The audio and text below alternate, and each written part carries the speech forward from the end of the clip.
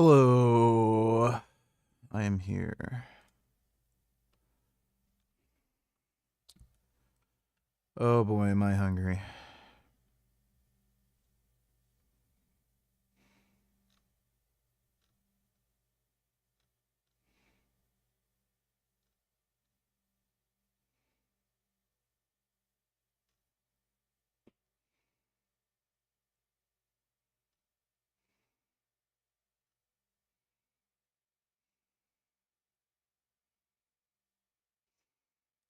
So I think that there are people in the world who need to start thinking about what the world they live in is going to be like when the Europeans do become the minority.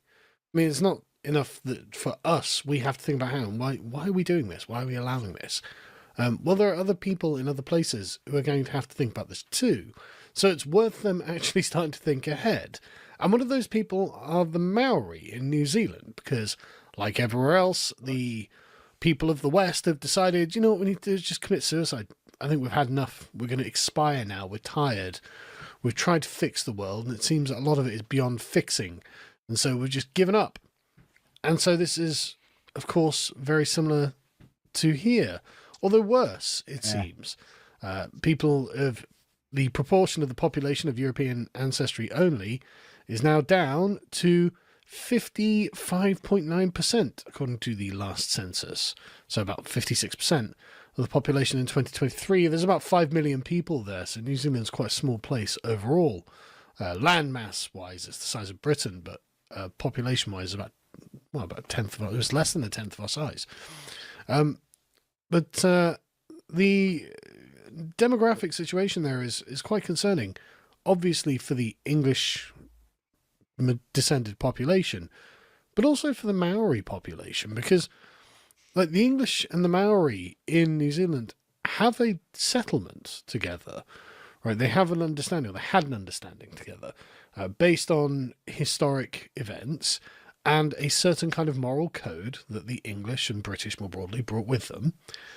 And this was one of consideration. This was one of, okay, yeah, we accept that you are the minority here and we have made you the minority here. And so we will have treaties with you. We will give you a special space in Parliament.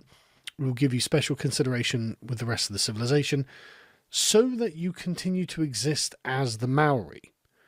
Because that was something that actually the British, for all of our faults, did not have a fault in. And that's a deliberate attempt to get rid of the existing people there.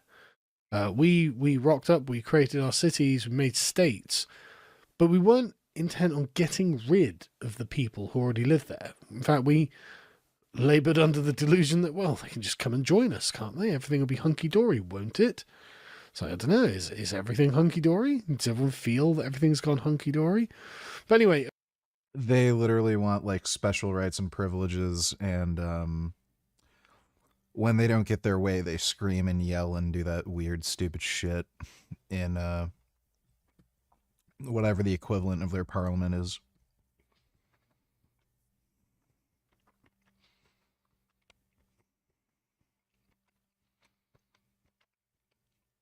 I went back on spaghetti after losing 20 pounds of muscle from being sick. All my lifts went up 10 pounds in a week, and I can't believe how much better I feel self-administering compared to the doctor. Well, yeah, because doctors are fucking retarded. So that's what you'd expect. according to the data tool for New Zealand, 2,790,000 New Zealanders are European only out of the 5 million, so 55.9%. This is, of course, down from 59% in 2018, 61% in 2013. And you might think, okay, well, they've obviously got a large Maori population. Well, no, not really, actually. The Maori only was 7.3%, and the mixed European and Maori population was only 8%. So if we say 16% are Maori, again, not entirely, but, you know, can be considered like non-European, even though they are partially European, but whatever. You know, if we just lump those together, 16% of the population is not that high. And if it were just Europeans at 84%, Maori at 16%, No, Well, this is not you would carrot have a cake. fairly stable society that would have the kind of rules that the British are known to put in place, and a kind of understanding of fairness. So the Maoris themselves would have a sort of persistent kind of honour in the society. But of course, things are changing. You have large numbers of Asians and Chinese moving to New Zealand now. And you have various other ethnic groups from all around the world moving in. And you've got to ask yourself, are they going to be as considerate of the Maori as the British were? Are they going to consider that they have an obligation? These are pretty fucking insane demographic changes over a very short time frame, like 10 years.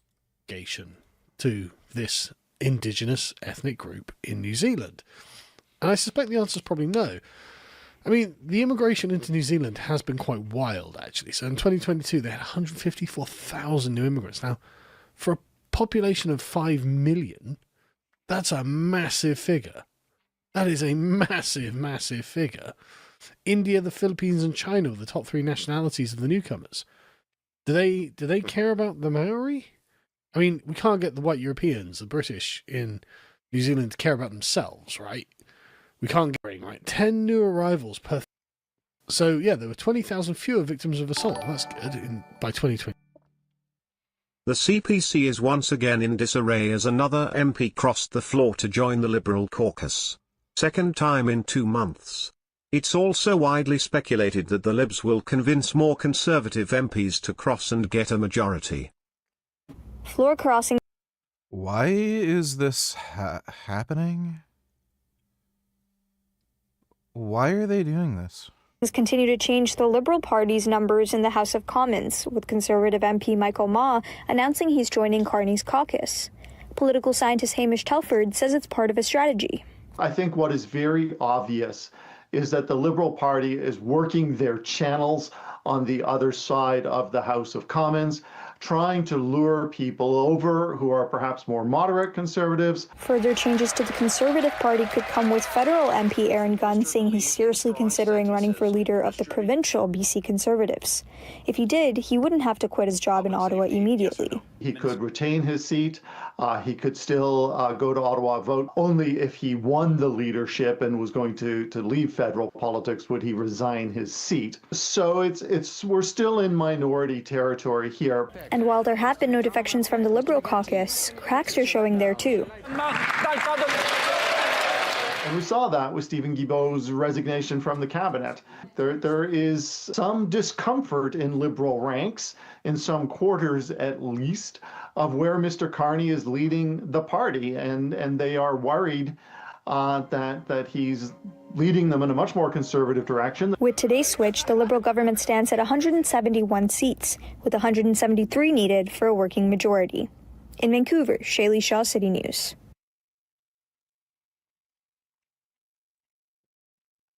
I have no idea why the fuck they're doing that. The Liberal government is literally pure evil. They're just enabling criminals and increasing violent crime, prosecuting people who defend themselves, and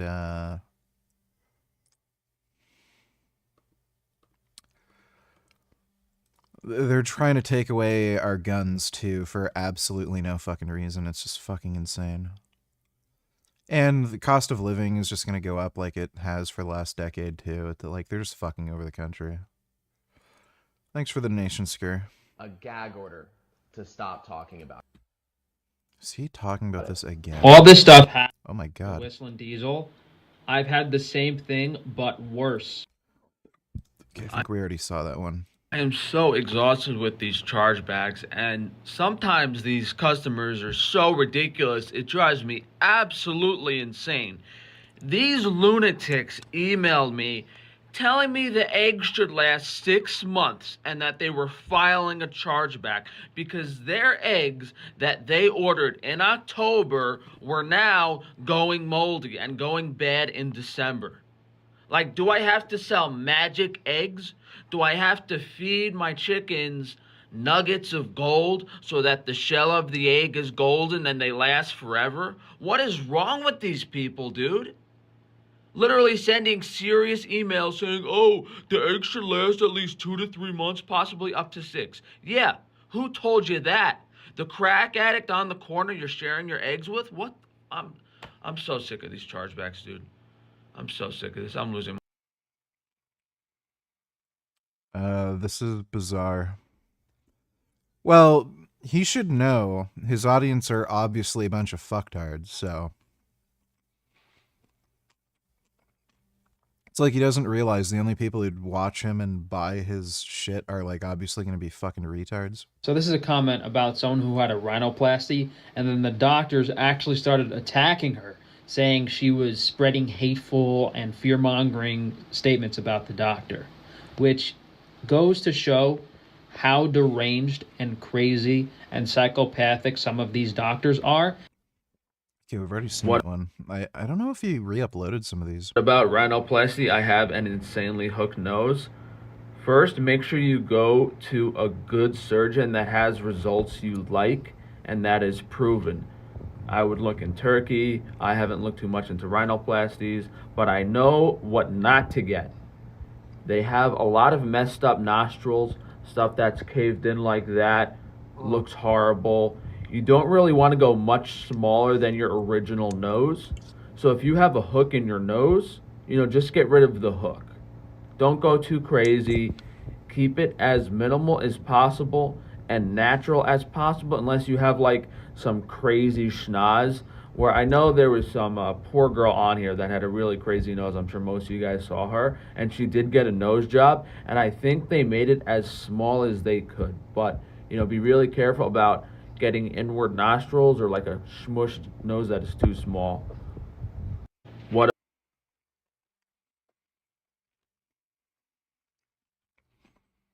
Promised you guys we would do another Wagyu video to try to get the full experience. Here we are at this puzzle Ginza building to try to navigate my way to this restaurant. And finding things in Japan is a lot different from the States because Tokyo is very, very dense. There's a lot of buildings that have multiple floors, so there's a very good chance wherever you're going is not going to be on the first floor.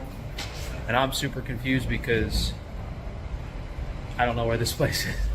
I'm fucking clueless. I am fucking clueless. It says that steakhouse is on the 10th floor. All you can eat Matsusaka Wagyu beef for $100. That's not where we're going though. Is that it? 8th floor? I guess it's the 8th floor, right? The Google Maps listing, it looked like BF, but I guess the B was an 8. So I guess we're going to the 8th floor. So this place is called Wagyu Master or something. And out of the places I looked at on Google Maps, this seemed like the one I wanted the most. Beautiful construction inside this elevator here. Very high attention to detail. I'm surprised, honestly, I haven't been kicked out yet dressed like this, wearing this. Okay, thank you. Oh, they threw him in a private booth to hide me away from all the other customers. This is nice. I don't think I've ever been in a restaurant in my life in a private booth like this. Hey, he looks like he got beat up. He looks like a hoodlum. Throw him in the private booth. Can't fucking complain, I don't care. Alright, so we have beef Wagyu course. Now, when I see 3 different prices, I try to figure out, what's the difference between 3 types of appetizers is the same. Yeah. So this is on, off. Okay. Dessert is the same. Cold noodle is the same. Yeah, yakasuki is the same. So the bottom's the same, the top's the same, but these 2 menus are substantially different. You're getting 4 cuts of beef and a white broth soup versus premium beef and 2 premium steaks. But I guess we're here for premium. I don't really want sashimi, but I'd rather try the steak cuts than the non-steak cuts. So I guess we'll just go with the premium course. Let's check the drink menu. Should we just get a bottle of wine? I want some water. I don't want to drink. So we got our, this is to grill the meat, tongs. This looks like a salt block to serve it on. We got a nap. This is like a bib. They brought our wet towel. Oh, what's this? Drink menu? Oh. Actual menu. Oh wait, this is a la carte menu. So we don't necessarily have to do that. Now, I'd rather probably not do that. I'd rather probably just go all a la carte because I don't want the vegetables and stuff. Limited quantity Wagyu, prime Wagyu beef platter. Lean quality. Selected marbling. Wagyu beef a la carte. Premium Wagyu rare parts. Outside skirt steak. Is that per piece? That's expensive. Oh yeah, crap. That's expensive. So that's probably a way better deal.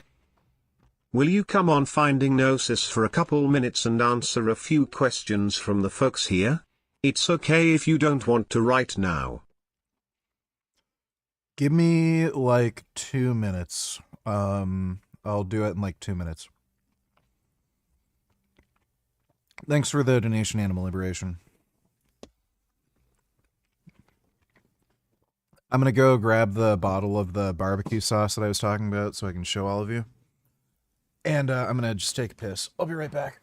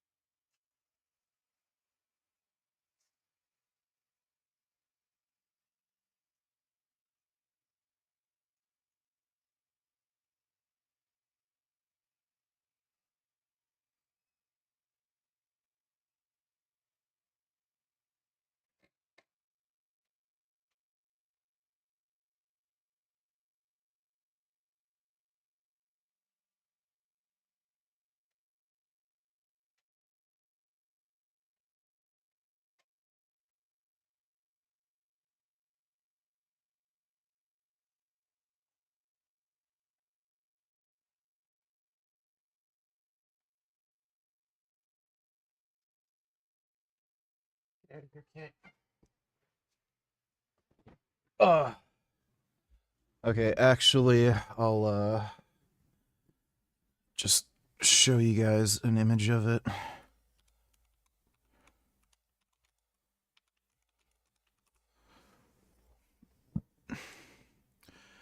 This is it. Fire Barns ramen Japanese barbecue sauce. That is the fucking shit. That is so good, it just tastes good on its own. You just want to drink the fucking bottle. That is fucking dope. Highly recommend. I've been putting that shit on just about everything. Alright, let me take a look.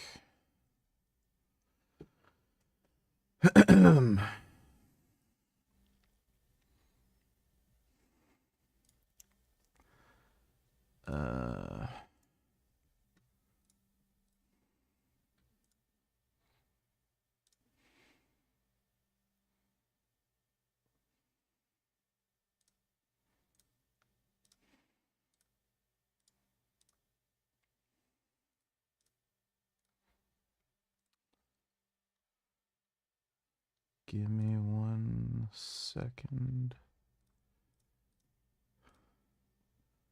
Why isn't this working?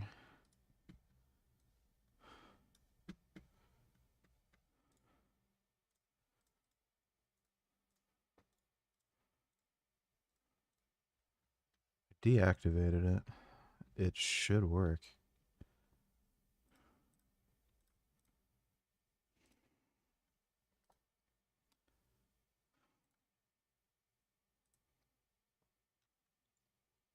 Yeah, the HD60X is what I'm using. Fucking give me a break. Enter without mic. Why would my... Oh, there we go. So what was the sentencing, just so I get a quick update? Vegan Gains is with us. Oh, hello. Yeah, what up? So the one of the things that we're talking about here is we're talking about Zoe. And, you know, I was saying that basically, I mean, I called her a political prisoner. I don't know if that's really the correct definition. We got Yerf Dogs in the chat. He's like, oh, you know, she's not really a political prisoner. You know, that's just something to spark people's emotions. Yerf Dogs is euphemism, by the way, Richard. Just the what? He's one of the guys you spoke to the other night. Oh, yeah, I remember. Yeah, but you know, he's basically saying like that she wasn't arrested, or he's saying that he thinks it's perfectly reasonable that they didn't let the evidence of you know, what was going on in the factory farm into the court trial. They didn't like let her show the videos or anything. He thinks that's perfectly acceptable because she wasn't being tried for rescuing chickens. She was being tried for like other things she did, like trespassing or tampering with a vehicle or conspiracy. And I don't know, like for example. So if somebody knew or had knowledge of children being abused on private property, you broke onto private property to get video footage and evidence of children being abused, and the police were to charge you with trespassing, breaking and entering, and you wanted to show why you trespassed and entered, to say exonerate you, because under the law we have things like whistleblower statutes where you can do these things, like trespass, break and enter, if it has some sort of legitimate public or political interest. Well, that's what I said. I was like, so, you know, yeah. I mean, if it was humans, we would just be like, yeah, of course we're gonna like, of course I'm gonna break into that person's property and fuck with shit to whatever I have to do to get those people out of there, right? Like, yeah, so either you have to take the position that somebody should be charged and not be allowed to present evidence that children are being abused if they're getting charged for breaking and entering, to whistleblow about children being abused, or you will have to say there's some sort of difference between humans and animals, where if you are doing something in the public interest, you know, whistleblowing, you cannot present your evidence in court when it comes to animals, but you can when it comes to humans. And in that case, I'd ask you to name the trait. Yeah, I mean, let's just be real. The people who are being like, oh, it's perfectly reasonable that they didn't show this evidence, Yerf Dogs, they're clearly just like, it's because they're not beaten. You know, they want it to be like, let's be real. They just want to be okay. They want it to be okay. I think that's what it really is. They want it to be okay that these like companies are fucking abusing animals because they don't want to feel guilty, right? Yerf Dogs, come on, let's get real here, man. I wanted him to. I think he's just a fucktard. Oh no. Oh, okay. Well, Yerf Dogs, you're welcome to come on here. He said he lost his voice, that's why he doesn't want to be on. But is that okay? Here he says, I'm only talking about the legal issues. questions of evidence, etc. That evidence being excluded sounds well within normal bounds of Yeah, that evidential. doesn't sound like in any way a response to anything I said. Well, I think maybe because he was talking about, like, when, you know, I was talking about her being. Well, by the her, way, none of this is normal. None of this is normal at all, because there were ag gag laws that were introduced fairly recently that were intended to stop whistleblowing, because these animal agriculture industry people knew there were vegans going onto farms blowing the whistle on animal abuse. So they basically pressured lawmakers with whatchamacall. What's the political thing? I can't find the word, but they pressured lawmakers to just make these ag gag laws where they could do shit like this, where the whistleblowing laws wouldn't apply, and I don't see any logical reason for why you would do that. So again, either you're going to have to bite the bullet and say, even in human cases, if you are breaking and entering onto property so that you could blow the whistle on children being abused, you should not be able to present that evidence in court if you're getting charged with trespassing, breaking and entering, blah, blah, blah. Or you're going to have to name a trait difference between humans and animals where for some reason it's reasonable in the human case to be able to present evidence in court, but unreasonable in the animal case. Well, he's saying that name a trait is irrelevant. Yeah, you're full of shit. You don't know what one, why? You're not making an argument for why, and I don't see how in the fuck that would be irrelevant. If you're going to say in the human case it is reasonable, in the animal case it is unreasonable, then clearly name the trait is the relevant question to ask. And I would love Yerf Dogs. You should really come up here, man. I don't know why you're avoiding the stream so hard right now. I have a hard. This is just fucktarded horseshit. You're an absolute bullshitter. So again, saying something so stupid is like I can't even imagine. Because NTT is irrelevant to the rules of evidence. Well, what in the fuck does that have to do with anything I just asked you?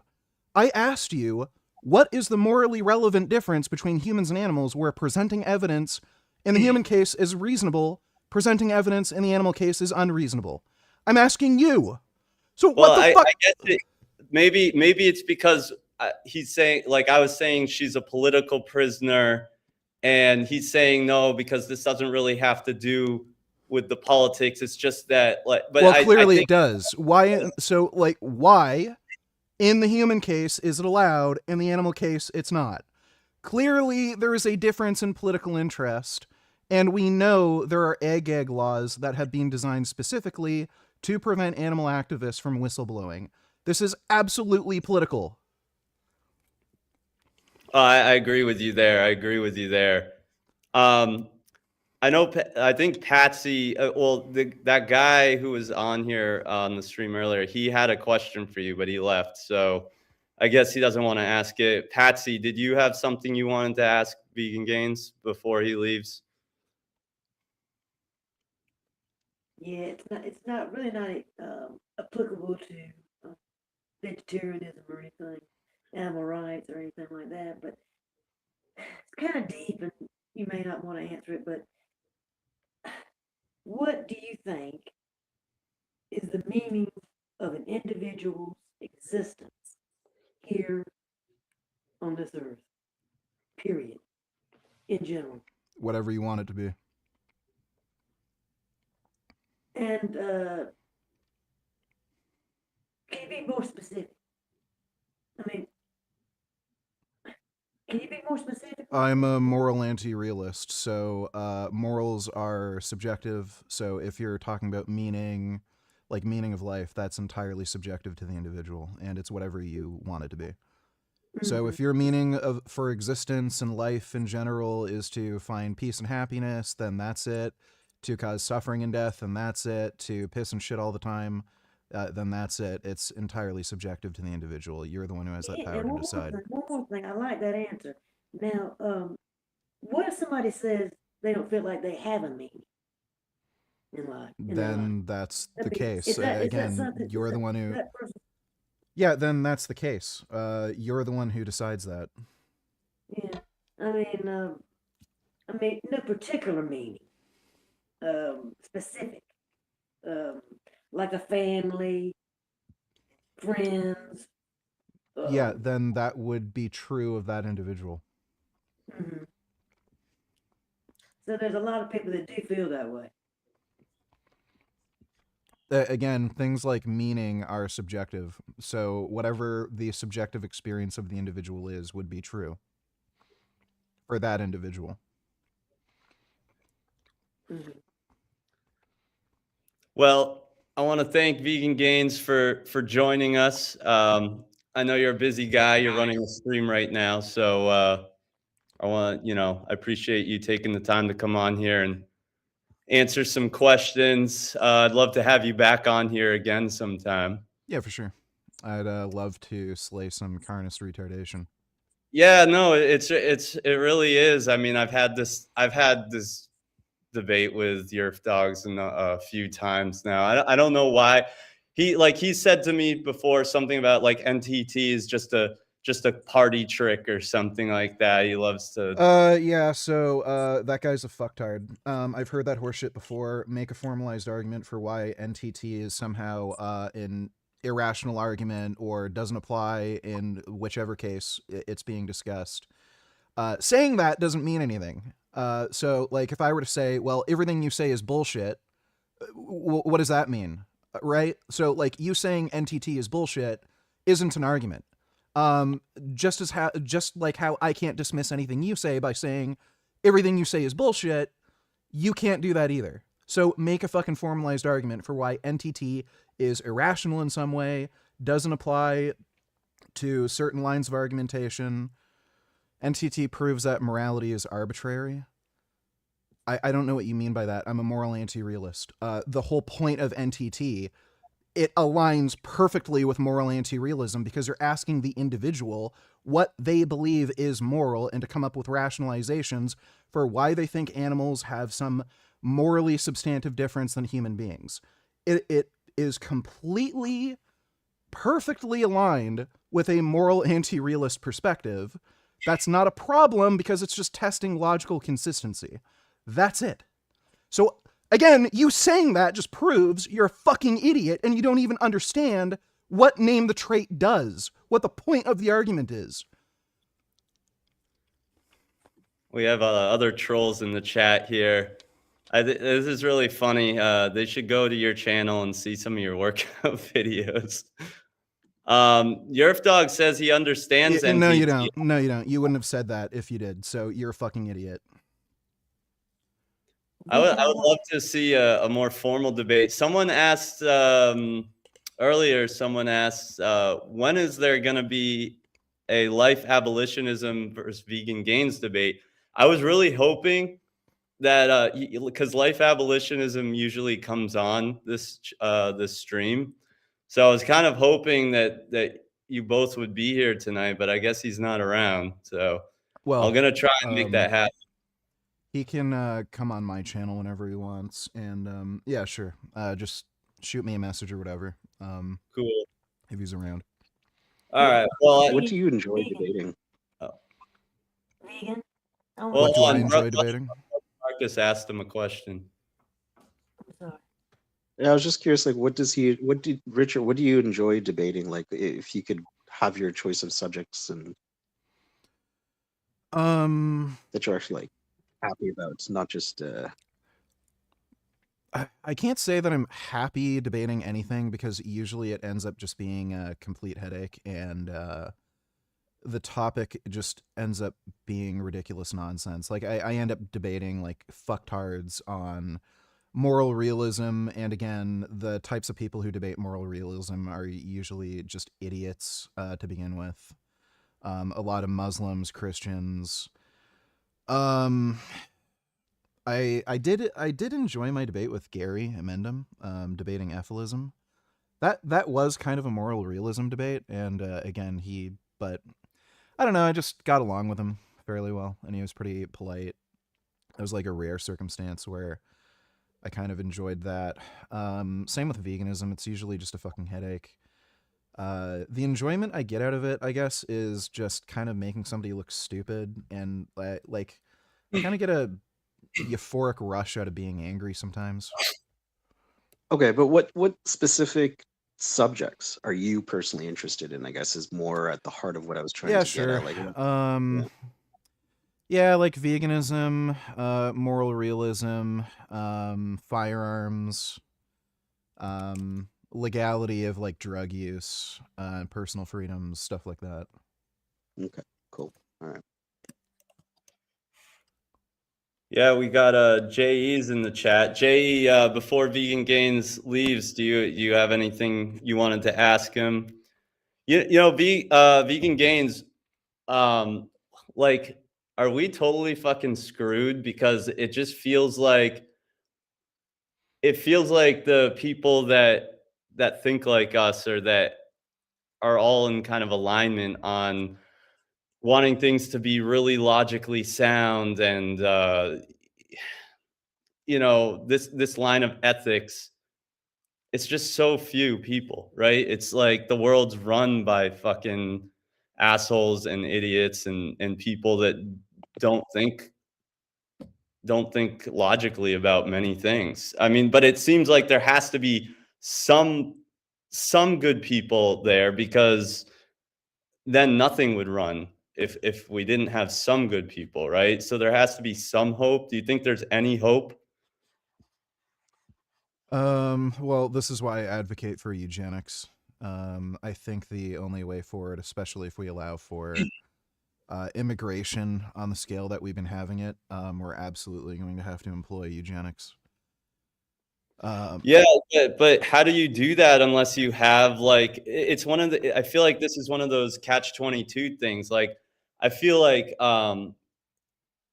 it's just like with like anarchy or antinatalism, it's all a catch-22, or it's all a paradox. It's like to get to that point, you'd have to already have enough people that care. If you had that tipping point, then we Yeah. wouldn't be in the place we're at anyways, right? Yeah.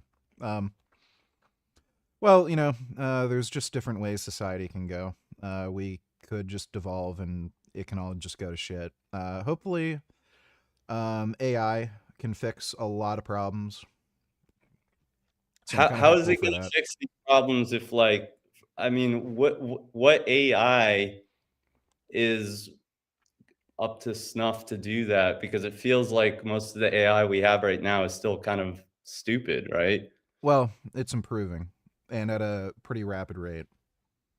So in the next couple decades, we might manage to create a general intelligence that can improve upon its own design. And then it can solve like some of these issues. Like we might end up having injections that will make people smarter or cure like psychopathy, stuff like that. Or maybe it would go the other way around. Maybe it would cure, the pain of having emotions. Very likely, since like I What if mean, psychopathy is the way? well, psychopathy doesn't get rid of your emotions; just gets rid of your empathy. Oh, okay. Right, because they can still get angry. Well, and sad and heartbroken, stuff like that. So don't you feel like heartbreak has like a connection to empathy though? No, not at all. Because it's purely a selfish thing. Yeah, it can be. Well, in the case of a psychopath.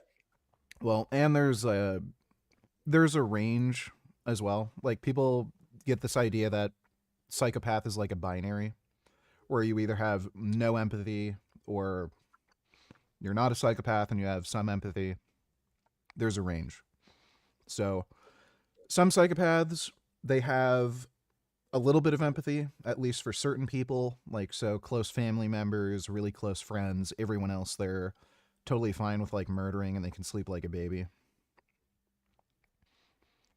That's interesting. But isn't that the difference between that's the difference between a sociopath and a psychopath, right? I don't No. know like No. what the line is. The general idea is like psychopaths are born, sociopaths are made. I see. Yeah. Gotcha. Hey man, appreciate you coming on. It's been real. Yeah, no problem, dude. Yeah, maybe we can have a debate with some carnist fucktards sometime. Oh yeah, I would love for I would love for your dogs to actually come up here. He said that he lost his voice, although I don't know how true that is. But yeah, I'd love for like life abolitionism. If you're listening, man, let's make it happen. Anyway, all right, thanks, man. Appreciate you. Take care, dude.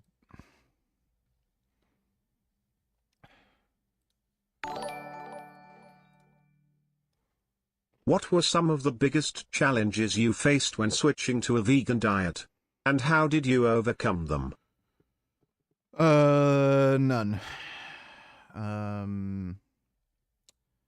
I just ate beans and tofu instead of meat. So none. I don't know what else to tell you. Like, I just never really cared to eat meat. Only reason I ate it was because I thought I had to. Then once I realized I didn't, then I just switched to like beans, tofu. Thanks for the donation though, Tommy. Because if you wanted to get those parts in there on your own, it'd be more expensive. Yeah, for sure. Oh, you could get, that's cool. Liver, full heart. You want to grill some pork aorta. What the fuck? Fresh vegetables, extras, side dishes. Alright, so what are we gonna drink? No alcohol, just go for the apple juice, baby. We'll get the apple juice. Apple juice with our Wagyu. No. So notice how he was looking for the alcohol? I don't think they have any. Well, it says whiskey. I don't know if glass of wine. A lot of it says alcohol free. So I don't know.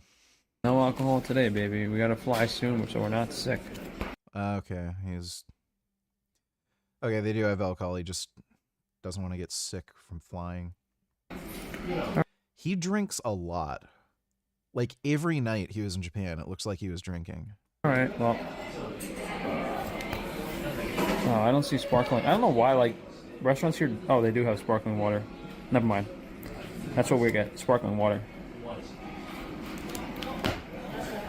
She showed me this is on, that's off, but it can get really hot. I might have to take might not be a bad idea to take my sweater off now so I don't overheat. Yeah, I'm going to do that because I'm going to be complaining later about how much I'm sweating my guts out. So I guess now we're going to wait for her to, our waitress to come back. Maybe they'll just abandon me in here. This is cool. I like. You're right about heartbreak being selfish, VG. Just look at all the SJWs who were heartbroken when the leader of Hamas was killed. Yeah, that's a good point. Very good point. Thanks for the donation, Dodo. You know, no one's bothering you, no one's looking at you. More importantly, I can film very easily without worrying about anything. I guess that's why the main thing I like it so much. Could charge your phone, there's an outlet. That's cool. Could sleep here. If I miss my flight, sneak in here. I wonder if they forgot about me already. Normally I get a little dizzy with heights, but my vision is so fucked up I can't really see.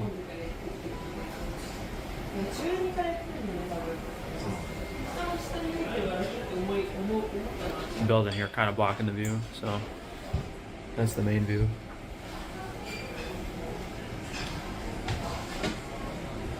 Well, let's sit here about 10 minutes. I was hoping this was going to go kind of fast so I could go have some udon after, but think you can take my order yet? I'm curious if they forgot about me in here. I mean, 5 more minutes, I'm gonna have to open the door and remind them. No, there's like no QR code or no like automatic shit. They definitely have wait staff here. Thanks for the membership in Kindu. We got a beer. We got a beer.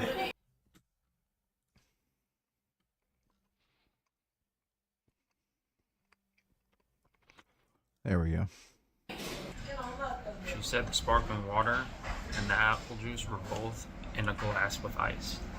So I should have asked if the Coca-Cola was in a bottle, but arguably Coca-Cola beer, I'm sure Hassan Piker, for example, cried himself to sleep that night when he first heard the news. Yeah, it wouldn't surprise me. I know he was also, you know, saying he was upset about Nasrallah's death. He's a massive, massive piece of shit. It's too bad he's alive. Thanks for the donation, Dodo.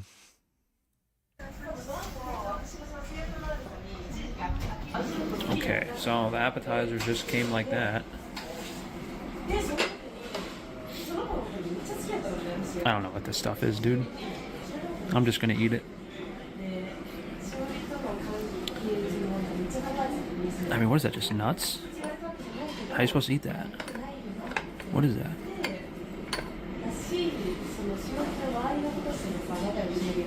Alright, I'm guessing those are garnish, and this is the app. Alright, so we'll have the beef last, right? So I'm gonna try it in this order and show you guys the 1, 2. Hopefully it's not. Hopefully it's something I like. Definitely savory.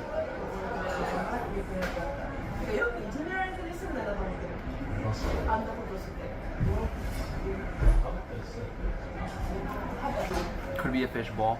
Very savory, umami garlic flavor. I'm not sure what it is. But it's savory and it's good. We got this one. Very savory. He learned how to use chopsticks all of a sudden? I just noticed he's not eating with his hands. Lots of nutty flavors. I wish I knew what that was. It's very delicious. It's very delicious. Very good. Those 2 bites feel more of like a, you know, an omakase restaurant. Or like a tasting menu. Where you have no clue what it is, but it tastes good. So let me, just 2 raw pieces of beef. I'm guessing this isn't supposed to be grilled.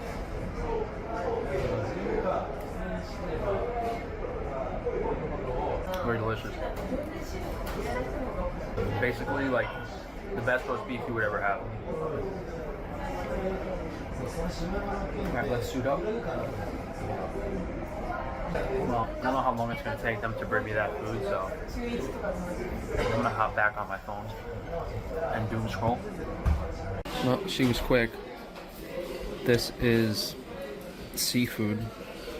I don't think there's... That might be seafood with Wagyu, yeah. Some uni. Kept calling it unagi yesterday because my brain was fried. Some type of gelatin around it. I don't know if you're supposed to try to get everything at once. If only Hassan developed suicidal depression from Yahya Sinwar's death. Yeah. If only we could make him care too much. Thanks for the donation, Dodo.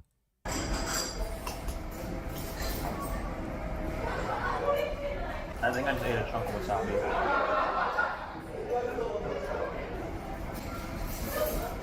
I don't know if that's like a mustard gel or whatever, what that is, but it's pungent. I don't know, maybe that's like you're supposed to take like small bites of it. No clue what these cuts are. I wonder if that's tongue. Yeah. I wonder if that's tongue. That could be tongue. This is the sashimi. With uni and black caviar. The quality of the food here is definitely way higher than any other restaurant I've been.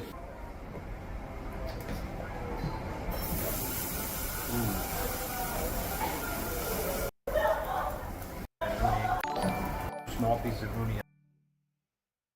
I have been watching a lot of your content and debates recently, and you really have inspired me to make the switch to plant-based. For my last question, you're right. I need to simplify it. I think I am overcomplicating it in my head. Yeah, it's very, very easy. So anytime you eat meat, just sub it out with like tofu or mock meats if you want.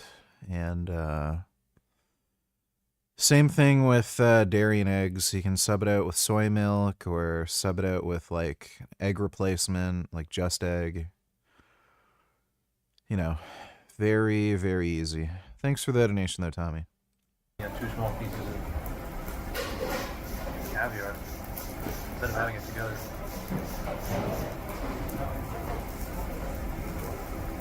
This is gonna be a lot of Wagyu, guys. I don't think I should eat all this. I'm not gonna be able to finish it. I don't have to eat all of it. I could just try pieces, you know. You guys admiring my chopstick skills today? Holy shit. Oh my god, he's retarded. What is wrong with me today? He's so dumb.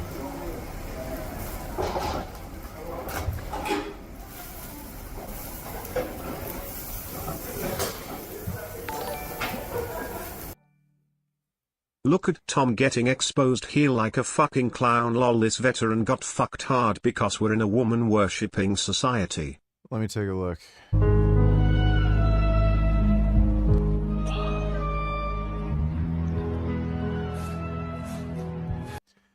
You know, this guy just looks like a bitch. I don't know why anybody believes Tom Aspinall. The guy just looks like a bitch. Yeah. Yeah, alright. Are you guys filming me still?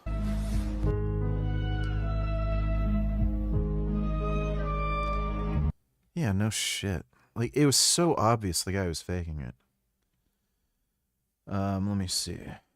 America, you stabbed me in my back. This veteran risked everything to protect his country, but the way it ends will leave you speechless. I served 12 years of my life in the United States Army, and recently, something disgusting happened to me. I had a lady trespassing on my property, and I tried telling the lady to get off my property, and she wouldn't do it. So I told the lady several times to leave. She ended up calling the police, lying to the police, telling the police that I threatened her life and chased her with a knife and told her I'd kill her. This isn't true. She went under oath in a trial, lied to a judge. The woman admitted in the trial that she was trespassing on my property, and they found me guilty. You want to know why 22 soldiers kill themselves How could they find her guilty when there's, like, literally no evidence that it happened? every day? Kind of makes me think that maybe there's, like, some evidence she took, like, cell phone footage. It's because of crap like this. Pull your heads out of your... Like, I don't know. This sounds a little strange. It's hard to believe that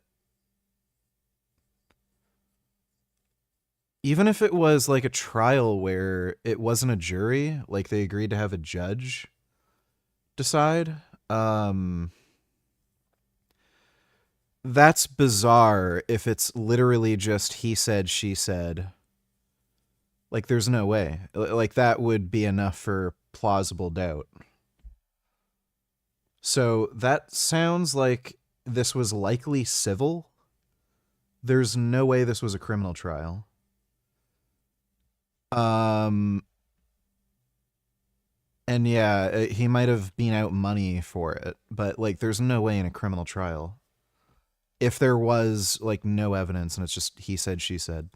your asses and take care of us veterans. This is what y'all make me feel like, America. This is what you can't replace any of it.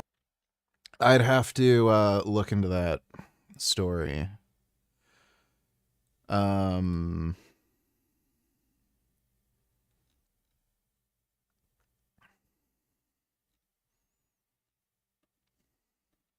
I don't know if you can find an article or something about that, but that sounds like it was a civil trial. Something just seems weird about that. Thanks for the donation, though, Unicorn Jizz. Wow. Those pieces instantly crisp up. Those are already brown. Oh my god. This is way better grilled than the other one I had at that other place.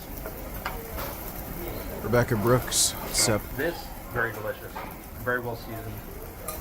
Probably the best piece of Wagyu sashimi I've had. Well, is it?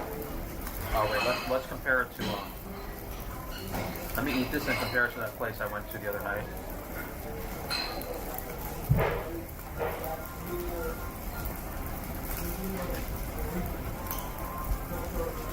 Here's way better. Way better. The chef seasoned it very well. Much better chef here.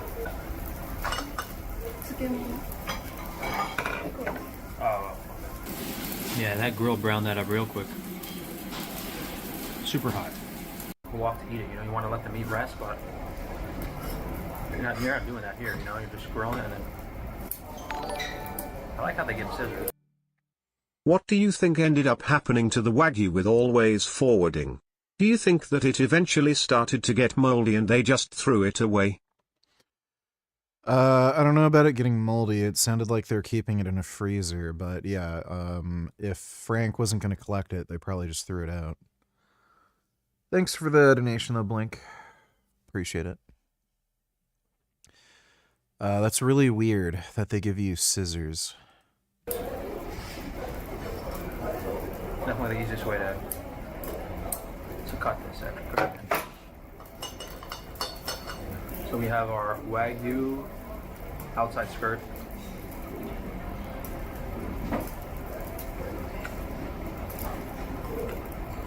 Just have to put it on the salt. But that was very good. Ready?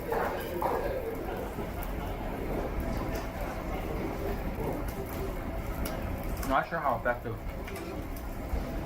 that salt block is, to be honest. Again, like, Wagyu is so fatty. It's so rich. It's like eating pure fat.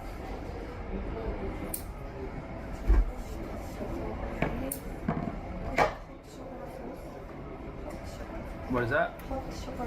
Okay. Oh, Chateaubriand. Oh, okay.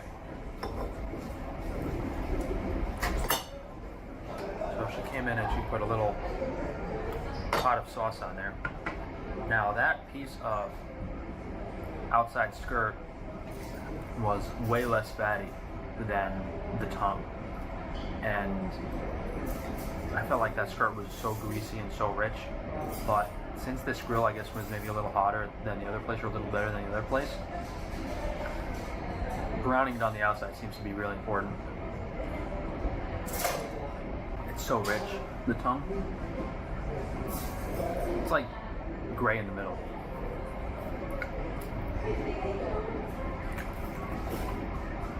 It has that tonguey texture, you know? I'm not a fan of it. The texture of it.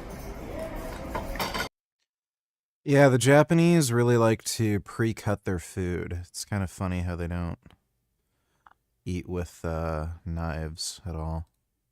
Steaks. Beautiful plate here, if I can grab it. Oh. Yeah, this looks really gross. Like, not good. Hey, that says assortment of 2 premium Wagyu steak part.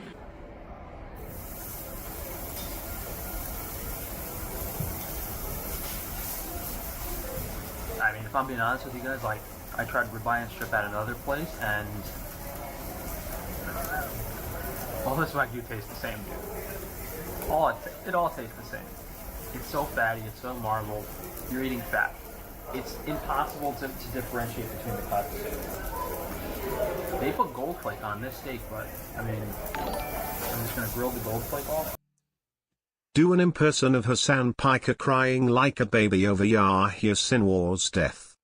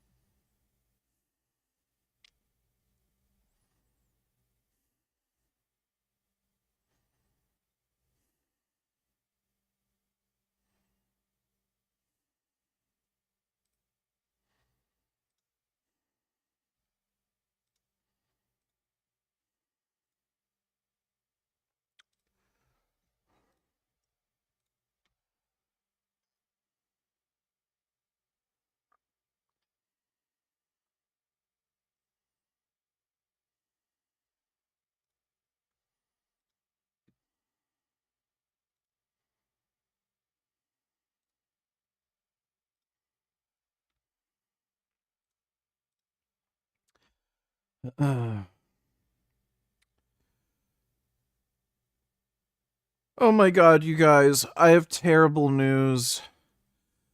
Our Lord and Savior Yahya Sinwar has been killed by the IOF. Kaya, what did I say? You stay in your corner. You're not allowed to walk around at all, especially now. Yahya Sinwar just died and you're seriously standing up and moving? Place. Kaya, place. Don't make me press your shock collar again. There you go. That's impression of me as Hassan Piker crying about Yahya Sinwar's death. Thanks for the donation, Dodo. Now this Chateaubriand, this fillet, doesn't have nearly as much fat as the other pieces, so I have a feeling that's going to be our best steak. This freaking pot is boiling.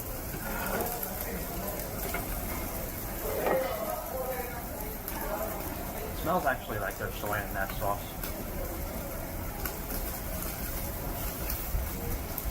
Yeah, honestly, when I went to that Wagyu place the other night, it was similar to this, same style.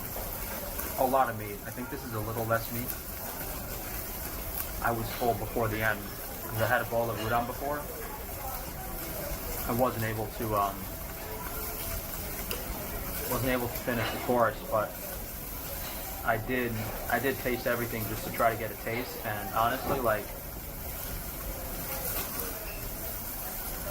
you can't tell the difference between the cuts. I don't care what anyone says with this Wagyu stuff. Unless it's leaner, you cannot have a preference for any of the cuts. Any of the cuts. They all taste the same.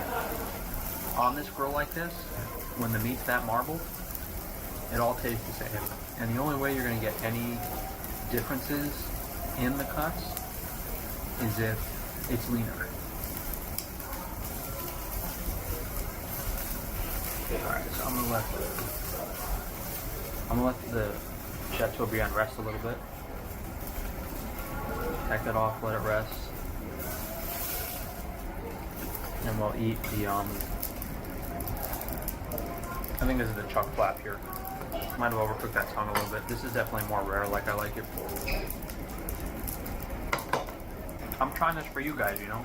But yeah, I'm gonna let you know if this experience is worth it or not. And I honestly, I don't think it is. Like, the stuff's super expensive, and it's like eating pure fat. I think Wagyu is for rich people. dude, that is so funny that after complaining about the always forwarding thing, all he has to say about Wagyu is it doesn't taste good, it's overpriced, and you're just eating pure fat for no reason. Wow. You don't say. It's just a dumb thing. Like, yeah. I always figured there's, like, no way Wagyu beef tastes any good, because, like, it is basically just pure fat. When in the fuck has anybody eaten a steak that's, like, pure fat and was like, oh, this is good? Tastes like shit. That starve themselves, so they crave fat. What I would do is don't go to a super fancy, expensive Wagyu place like this.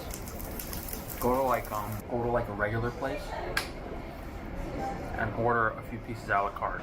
You know, go somewhere where you spend like, yeah, I turned it off. I mean, it's not that expensive, you know, that's the thing. Like, I'm spending $100 at this dinner, and it's gonna be the most I've spent in Japan at any dinner. It's all the same, dude.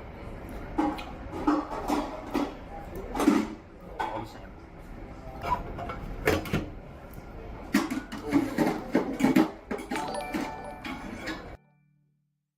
More Epstein file shit. They just released a few new photos, right? I don't think anything big really came out of it. is to demand that the president release the files, and we'll see what he does on the 19th. But I think, again, these pictures, some of these photos are really disturbing, and I know we've put some out to.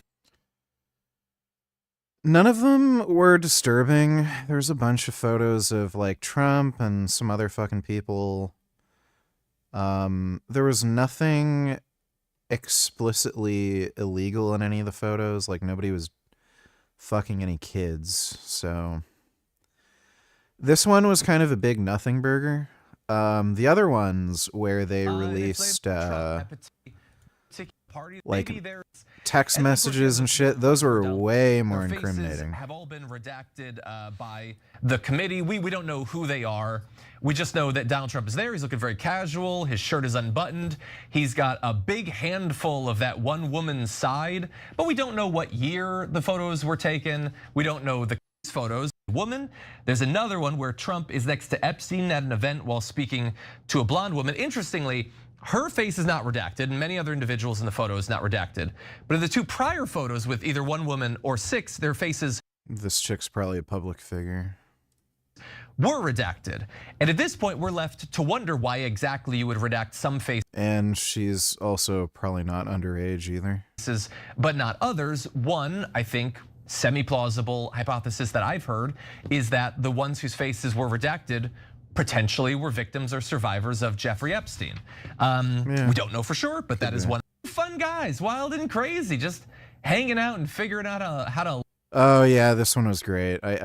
It's kind of funny how that dipshit ended up getting that stuff out.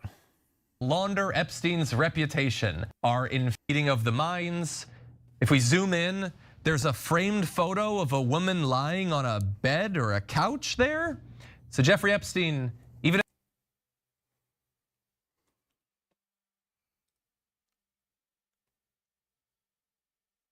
I don't know what the fuck that is. That's a little weird. Woman lying on a couch. It's like kind of too blurry and small for me to make out anything. Like, I guess that's her face since it's blacked out. That's a little weird. At that late date of those photos, wasn't exactly hiding his interests or anything, and he left it out for Steve Bannon to show up. But of course, Steve Bannon's not going to be dissuaded by that photo. He knew at this point everything that Epstein had done and still wanted to work the most from this scandal so far this year. He's actually like stepped down from positions and everything. Yeah, this was like a kind of a nothing burger for the most part. Thanks for the donation though, Dodo. And this is the party that calls gays pedos and groomers. Well, with Republicans, every accusation is an admission, so they're probably gay and they probably are pedos. Thanks for the donation though, Dodo.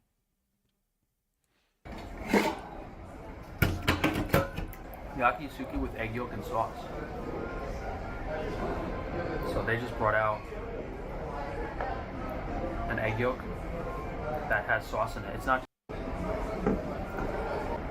I'm gonna wait though, because you can see it. You guys can see it. I'm gonna wait though, and I'm gonna have my Chateaubriand with the sauce.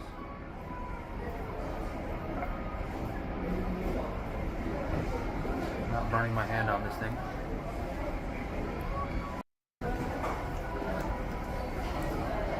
The least marbled piece. Pieces of tongue we didn't finish. Very made more sense.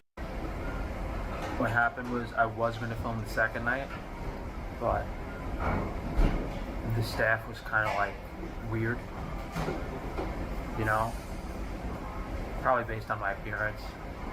They were being really like, oh, you have to order the course and pay cash. I was like, that's fine. And then the place they sat me down at was like, seemed like a hard spot to film. So that was what happened there. Yeah, we were supposed to film. I think that was last week.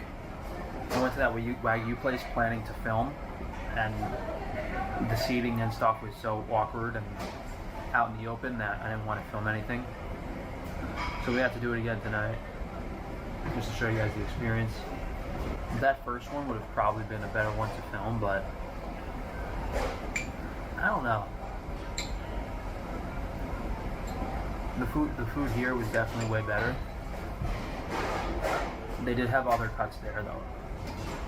Like they had more cuts there, but the meat was way thinner. So there was a little more variety. Now this place, the appetizers and the raw dishes were good. That other place I went to, I think this place is called Beef Master in Ginza. Beef Master in Ginza. Someone said you reacted to Piers and Nick Fuentes. What stream was that on? I think it was 2 or 3 days ago, something like that. Ginza. Not sure which stream though. My eyes hurt, man. I'm worried about this flight in 2 days. Yeah, the raw dishes at that other place were like horrible. I couldn't actually eat one of them. Like there was like lemon zest or lemon peel or something in one of them. It was horrible. Horrible. Yeah, there were like two raw dishes there that were bad. All right, thank you. What is this, ice cream? Yes, ice cream included with cheese. Okay. I'm sure it's good. Might as well try it. She said it's ice cream. Very fruity. It's like an ice cream cheesecake. A lot of jelly, fruit flavor, some nuts in there. I'm simple though. I'd rather have a slice of New York cheesecake. I think that was everything. So, probably going to be 17,000, 18,000 yen. Like $120. More than I've spent here the whole time. Way more.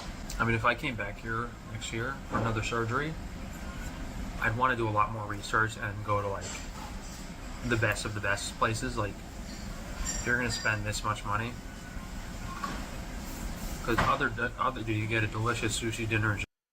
Remember, this is the guy who said he's broke. He can't afford to pay court fees. He only makes $200 a month.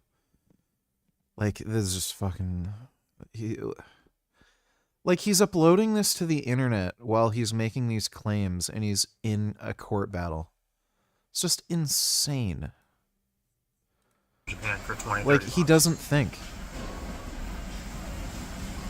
So, the price of Wagyu is kind of hard to justify here. I think the restaurant's all the same. I think it's all booths like this. And the kitchen's like separate over there. It's an open kitchen, but it doesn't matter because the whole dining room is like enclosed booths. So that's pretty cool to know. All right, thank you.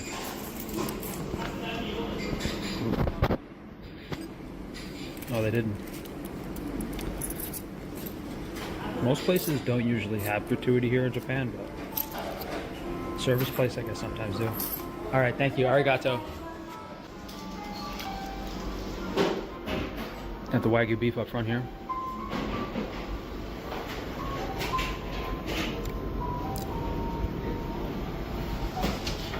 Yeah, places like this, I don't mind gratuity. But most places in Japan, I'm trying to remember if I was ever charged gratuity before. Then again, I haven't been in places with full service like this. They actually have wait staff here in service. The traditional Japanese stuff, like stuff like this in New York, you know. Puzzle Ginza. Forwarding. We know how that goes. But I guess I'll wrap up the vlog here. I still slightly prefer raw Wagyu over cooked Wagyu. Well, I definitely prefer raw Wagyu over cooked Wagyu. And I don't really see a scenario where I would ever want to eat this much cooked Wagyu at once. I would like to have a nice dinner somewhere with 1 or 2 pieces of Wagyu as an appetizer. That's what I would like. I don't like to, like, I know I complain like when I'm at like the udon place or like another restaurant, I'm like, I'm not ordering Wagyu at an udon restaurant, but that's really what I would rather do. I like the nutritional aspect of having some fat from high quality beef and then having the rest of my meal. I don't want to go here and sit down because 2 pieces in, it's already too greasy, it's too much fat, it's overwhelming. So that's how I feel about this. I'm sure most people would really enjoy it. You know, the raw Wagyu beef is not a beef experience. This is definitely a beef experience. The fatty pieces don't taste like beef even when they're cooked, but like the tongue and stuff and some of the leaner cuts, you do get a beefy flavor. And what's going to make one Wagyu place different from the next is their preparation of the meat. All the raw stuff here was excellent. It was seasoned really well. The appetizers were delicious. The service was nice. The booth was a cool setting. I really like that. I really like this place for those reasons. The seasoning on the meat is definitely overlooked, especially the raw dishes. These were substantially better. You know, they didn't knock my socks off because I've eaten a lot of beef. I know what to expect, but it's definitely better than the other places I've went to. So, you know, there's definitely a lot of exploring you'd have to do. It'd be cool to do if I didn't run out of money and my health wasn't so bad, it'd be cool to do a Wagyu tour of Tokyo. That would be cool. I'd have to stay here for a month or two, honestly. There's so many places. You know what? You could rush it in a week. You'd get sick, but I could probably pull it off in a week if I had to. You know, it depends actually how many places are open for lunch. But I'm not going to explain how I could do it, but I could definitely do it in a week. I could definitely do it in a week. Wouldn't be easy, wouldn't be fun, but I could definitely do a Wagyu tour of Tokyo in a week. Be a lot of editing and filming, man. Be a nightmare. Go crazy. Wouldn't be worth it though, because I'm shadow banned and censored, and I don't get paid for stuff. I'm sure someone else will do it with my idea. People always half-ass stuff. You know, you really got to go to every place, try every place, understand the food, understand the experience. But I've been to, I mean, there's just too many places. There's just too many Wagyu places. There's too many Wagyu places. You'd have to like research them all online and narrow out which ones you want to try, because it's probably too many to try out yourself. But thank you guys for joining. We don't have too much more content to film. I think we're just doing omakase lunch tomorrow to see how it is. Hopefully I don't get too sick eating fish. And that'll be it. Well, Frank is still fucktard. Oh boy, this is going to be the most AIDS Piers Morgan panel of all time. Stephen Crowder, who wrote on our YouTube channel How to Not Conduct an Interview 101. This is what legacy media is done. You can't compete. Look, you're still following the same format, and so Stephen Crowder's like popularity is dwindling like crazy. Piers Morgan's YouTube channel is doing way better than Crowder's. Well, Crowder doesn't, he's not even on YouTube, right? He's on some other like fucking streaming platform. Like, what a joke. What a stupid accusing thing to someone say. young of being racist is a win. You know, we had Milo Yiannopoulos on, which generated quite a bit of controversy, and I had people criticizing me for hosting him. Nick is a kind of chameleonic character. I couldn't tell you an opinion, aside from hating Jews, that if he has on Tuesday, he will absolutely for sure still have on Thursday. Call me what you want, go down that rabbit hole, whatever. Completely missed the mark. For me. The most damaging thing done, of course, was the murder of Charlie Kirk. Well, one of the influential people with very strong views on this matter, among others, is Tim Poole, the CEO of Timcast Media, who joins me now. Tim, welcome back to Uncensored. We're going to come to a really appalling incident that happened at your home. You reported this yourself in a few moments. But first of all, what is going on? Oh my god. This pussy is whining and crying about somebody shooting at his house. Like, buddy, you live in Chicago. Every other fucking person has had that experience. On here with Candace Owens and Erica Kirk is causing a lot of consternation to a lot of people. You finally, like to me... Well, no wonder he's interviewing Piers Morgan, then he needs money. Yeah. Yeah, especially with the divorce with his wife. He definitely needs money. Thanks for the donation, Dodo. Had enough and went pretty nuclear about this. Why does it matter to you so much to do this? Well, the simple answer is that there was a coalition that was built by many people with This coalition had many different political views, but it largely coalesced around a populist pro-America movement. I myself grew up very liberal, very Democrat, and like many others, found ourselves more likely to vote Republican because we saw the Democratic Party as drifting away. One of the most powerful voices in uniting all of these forces was Charlie Kirk and Turning Point USA. I don't completely agree with everything Charlie said, nor Turning Point USA, but Charlie invited me and many others to debate those ideas. Even Cenk Uygur of the Young Turks was invited to come and speak at AmFest because Charlie understood only when we come together and have these conversations can we actually make this country better. Well, he was murdered. And it puts all of this coalition building in jeopardy. And this movement to try and help this country with not one singular political ideology, but many that overlap. And the most damaging thing done, of course, was the murder of Charlie Kirk. And now the second most damaging thing we're looking at is Candace Owens burning down everything he built and now having the gall to go after his grieving widow and his children, indirectly threatening their livelihoods, what Charlie built. It's a bridge too far. She's said many things that were increasingly, let's just call it, unhinged. And then finally, one day she said, pull your donations from this godforsaken organization, with a direct implication in her post saying that Charlie Kirk was betrayed by Turning Point USA, even saying in one clip that his friends would have had to have signed off on his murder. It seems like there is no depth too deep and no bridge too far for her to benefit her career and her show. She would even go after those who love Charlie the most. And I have no problem with people questioning the official government narrative or what the FBI thinks, but claiming there's Egyptian planes flying around in Utah time, which he was incorrect about, claiming that these planes are landing at airports or black SUVs are pulling into federal buildings where it just so happens her lawyers also work, it has just come to the realm of nonsense. The U.S. military, she claims, is now involved in his murder. She has turned the very tragic murder of Charlie Kirk, and she has turned this political movement into a reality drama true crime show where she treats us all like characters in a fictional show. And, you know, I think it's just gone too far. You know, I'm due to have her on next week on Uncensored. I've interviewed her numerous times over the years and, you know, get on with her perfectly well. But I had a big set to with her about the Brigitte Macron thing, where I genuinely felt that she just completely concocted this whole narrative that Brigitte Macron was a man and then built a whole kind of conspiracy theory story around it and was doing it purely for attention, clicks, and money. And it ended up with us having a $300,000 bet to charity. My bet being that Brigitte Macron, who mothered 3 children, is a woman. But even if it's proven, because of course the Macrons are now suing her, even if they win, it seems to me that Candace has got herself into a place now with, you know, her surging following. He's getting a divorce with his wife. I thought divorce was to be forbidden in the Bible, and he claims to be a Klan. Well, his wife is the one who initiated the divorce because he was abusive. He's also gay, so I don't think he really cares about Christianity. Thanks for the donation, Dodo. That even if the Macrons win the case and they prove that Brigitte Macron is a woman, which she is, Candace will just blame another conspiracy theory. She'll probably say it wasn't Brigitte Macron who took the sex test or whatever it is they do to establish the truth, and so on. In other words, there's almost no way to turn these taps off, right? If you're intent on monetizing conspiracy theories, particularly if you have concocted them, and I'm going to ask you directly when I next interview it, are you just making this stuff up, right? Because that's what many people think. It's very hard to see how you stop it in the modern world. I completely agree. And, you know, as you mentioned at the beginning of this interview, the shooting that took place at my property, and this is not to shift onto me, but this makes a good example of what her audience is looking for.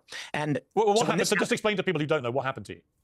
So it was late Friday into Saturday morning. So this is between midnight and 1 a.m. A vehicle slowly approached our property here at Timcast and opened fire. It appears to have been driving just below this relatively low the speed limit.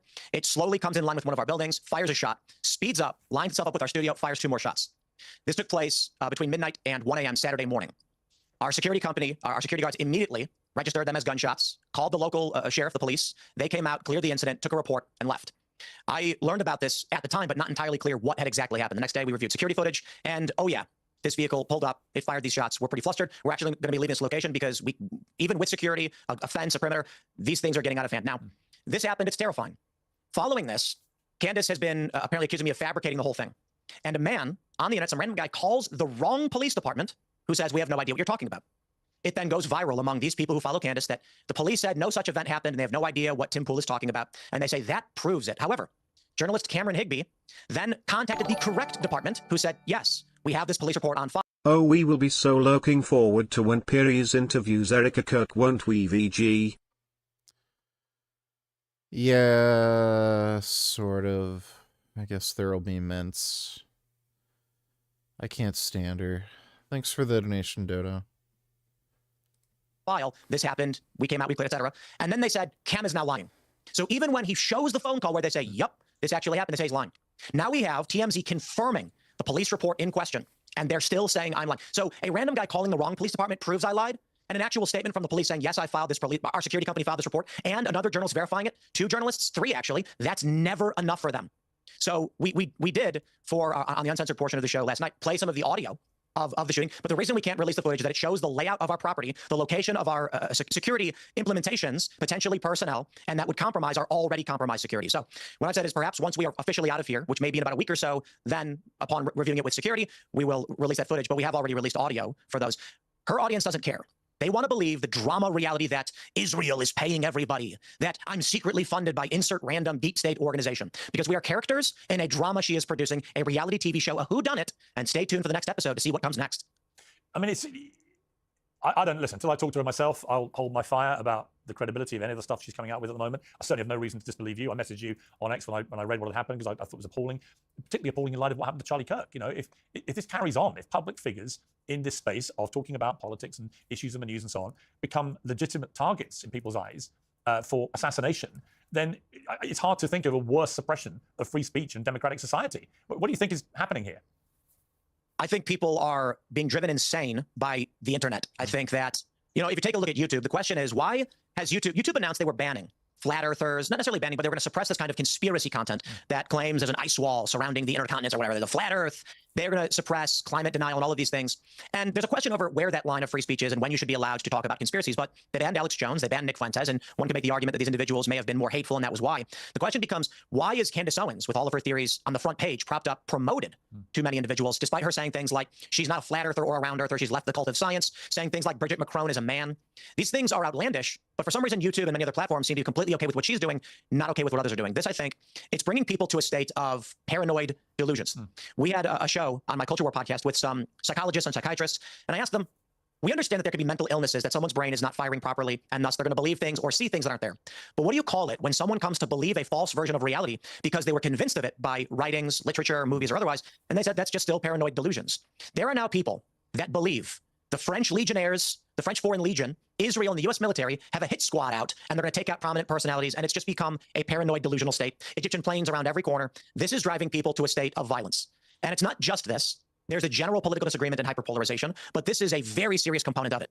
I don't know if there's an answer. I'm not saying anyone should be censored or banned. I think the answer is sunlight is the best disinfectant, and more people are coming out and criticizing the absurdities of what Candace Owens has been saying, and I think that actually may end up being the best disinfectant. Tim, you said on your podcast, Timcast, that the attacks on you, actual shooting that occurred, that because of the extra security costs you're having to take on just to protect yourself and your family and your employees, that this could end your business. So I didn't say that it would end the full business outright. We have several shows. We have other shows that are not hosted by myself. The issue is that to host a show where we bring people in every day, we give out our address 4 or 5 times to various assistants and people, makes it relatively easy for people to figure out where we are. And then you have the general security costs of keeping bad people out. We've had run-ins with creepos. We've had stalkers. A man approached the property once saying he was sent by God to speak to me. And we have to pay men to come out here with guns and make sure these people don't get in.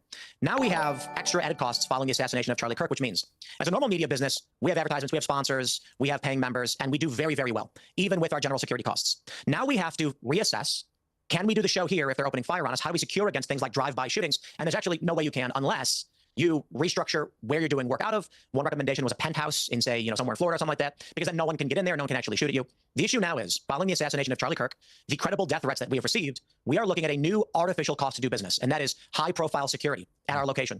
This can cost upwards of $2 to $6 million per year, depending on how extensive. I mean, I believe you already know this. I imagine you deal with it similarly. And it was reported that Barry Weiss has to spend, $10,000 per day for her bodyguards.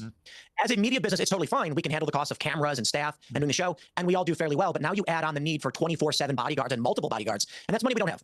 So this means that Timcast IRL, our nightly show with guests who physically enter the property, we may have to reassess and restructure.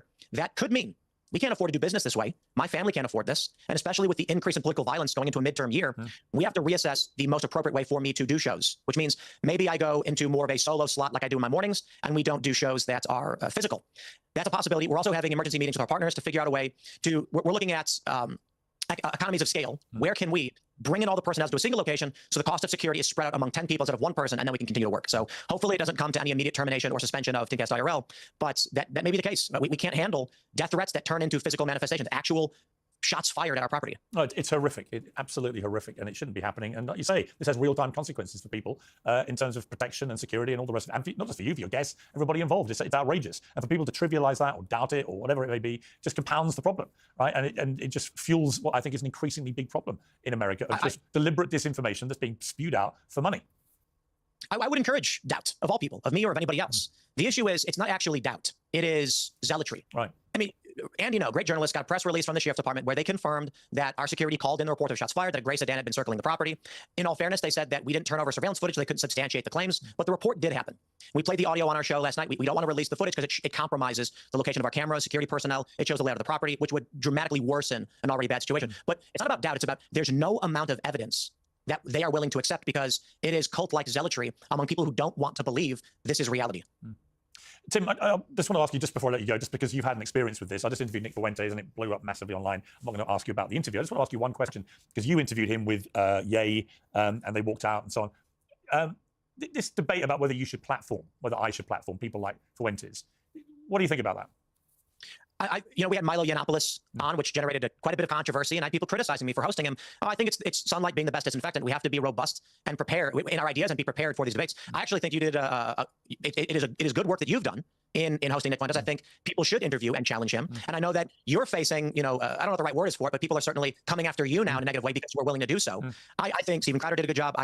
If you want to interview Candace, Tucker, Milo, Nick, anybody, I think it's appropriate, and this is what we should be doing with these debates and conversations. So I applaud you for doing so. Tipple, good to talk to you, and it's very sobering what's been happening to you, and I hope they get to the bottom of who was doing it, and I hope that your business continues to thrive, because you're an important voice out there, and I thoroughly enjoy listening to you, so thank you for coming on. Thanks for having me. I really do appreciate it. Today's show is sponsored by Oxford Natural, makers of the Optimum Day and Optimum Night all-natural supplements. Thousands of Brits and Americans are already taking them with incredible results. Optimum Day boosts your energy and supports weight loss throughout the day. Optimum Night helps you relax and get deep, refreshing sleep. They have countless success stories, including from some very familiar faces. England legend Michael Owen, who lost 40 pounds, AFTV's Robbie, who lost more than 100 pounds. To watch their full stories and many more, scan the QR code on your screen or visit oxfordnatural.com/Piers. And here's the best part. Use the code Piers and get 70% off your first order. Yes, 70% off with the code Piers. Imagine the scene, a veteran TV host causing outrage by interviewing a rising alt-right star who's facing accusations of racism, anti-Semitism, and much more besides. Yes, Bill Maher interviewed Milo Yiannopoulos almost 9 years ago. And some of those who despair at the mainstream rise of Nick Fuentes and his followers believe a lot of this all started back then. Well, Milo Yiannopoulos joins me now. Welcome to Uncensored. Thank you for having me. I remember the Bill Maher thing. I remember the fallout from that. Now, when you look back at that, Milo, when you see what's happening with Nick Fuentes, do you feel that you were like at the start of all this, that you were partly responsible for all this? How do you feel about it?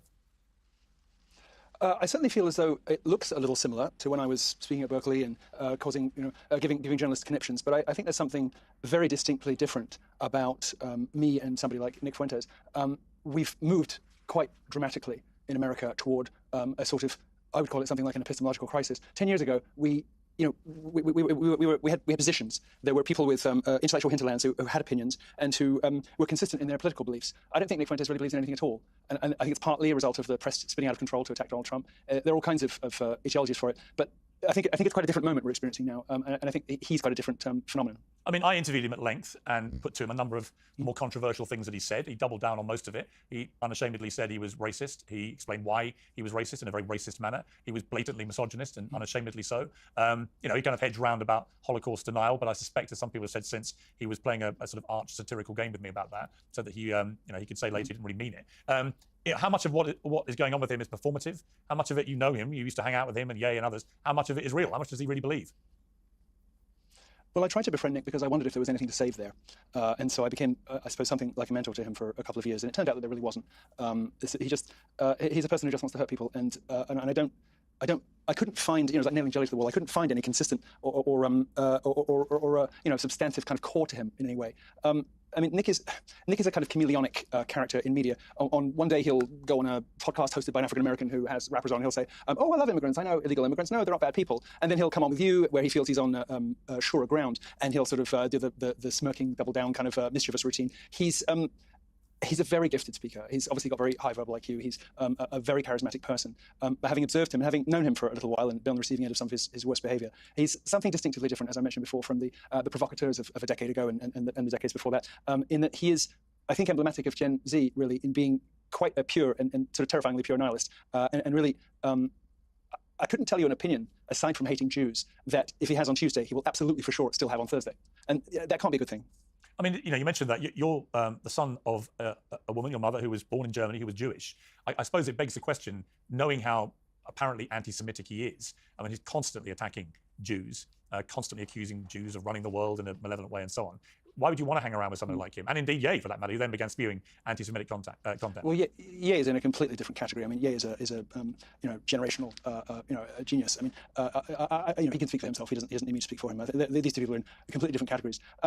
I think that maybe to British ears, some of the discourse in America can sound really just baffling and horrifying and hateful. And it's important to understand what's really going on. Whereas 10 years ago, we were sort of saying things to be mischievous and naughty, provocative, and to push the boundaries, that now has sort of evolved into a less ironic kind of I guess you call it an equal opportunities loathing for everybody in the forms of people like Nick Fuentes. But I got to say, I don't have that much of a problem with a lot of what he says when he's talking about. I mean, when you were sort of incredulous about his misogyny, I felt it actually was a little unfair to him because 10 years ago, we were talking about how men were getting left behind, how women were overtaking them at university, how the world had suddenly, bafflingly, and very, very abruptly become quite a hostile place to be a man. That situation has not gotten better.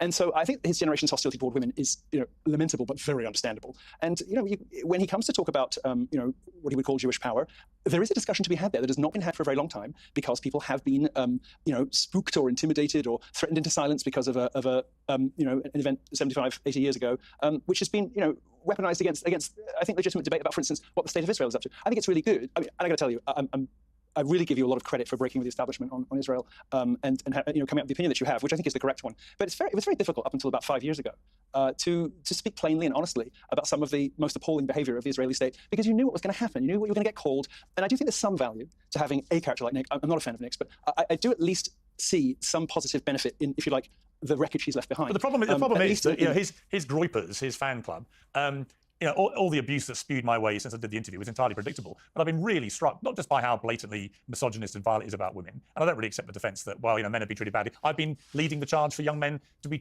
treated better, for the man bashing to stop and so on. It doesn't mean at the same time you have to just belittle and demean women, or say they shouldn't be allowed to vote, or shouldn't be allowed a job, or they're going to get old and fat and ugly and they're all annoying. I mean, that's not about defending the male position. It's about just demeaning and belittling and attacking women, which is to me grotesque. But I think in terms of it does look ugly, but you have to understand it in the context of a very heavily feminized society. I mean, we have speech codes in the workplace. We have exams rewritten to favour girls. I mean, it's not just that women are pulling ahead in university. I mean, women really have engineered the world against men. And I'm not saying I like the tone that some of these Zoomers take, but do I understand it? I sure do. I really do understand. A 22-year-old guy today has no realistic prospect of building a life for himself, and no path to being a patriarch, no path to being a husband and father that he can plausibly see. So they're dropping out. They're getting hostile. They're getting bitter. Do I get it? I'll be honest with you. I do understand it. And what about his racism? He just admitted, I'm a racist, and then explain why. He doesn't want to be walking around near black people and so on. I mean, he articulated perfectly what it is to be a racist, where you want to be away from people. Everyone feels a little bit.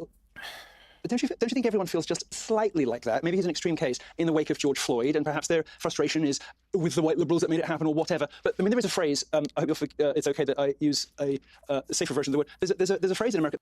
What is with Milo Yiannopoulos? Why is his eyes like cross-eyed, and why does it look like he's having trouble keeping his eyes open? The moment, Negro fatigue. And it is used to describe people just being sick of hearing about, black people this, black people that, black people complaining in the wake of George Floyd, which. Oh boy.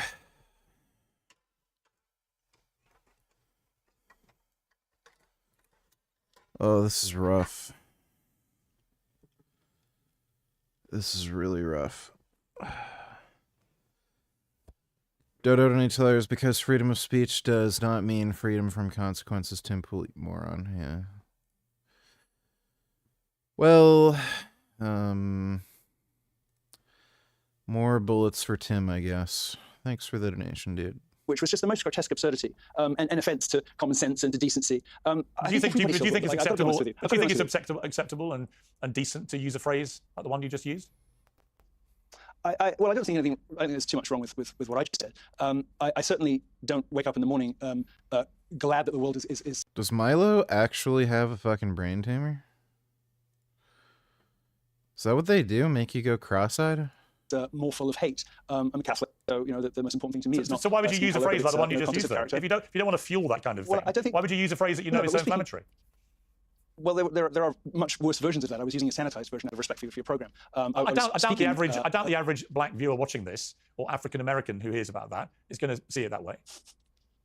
I think they'd rather be called what I said than have somebody who than have white people kind of tied up in knots, not even sure whether they should call them African American or black, because these things are sort of used as a sort of ever-changing linguistic weaponry against one race in society. Look, I mean, you can get waylaid and go down on a tangent about that if you want. What I was trying to explain in an anthropological way, it was explain to you how people are feeling in America, and it's not just 22-year-old far-right racists that feel like this. It's not. Well, what I'm struggling to do, if I'm honest with you, it's, I'm struggling to see where you are different to Fuentes, other than you speak in a posh English accent. I mean, you basically agreed with everything he's been saying while saying, I don't agree with him.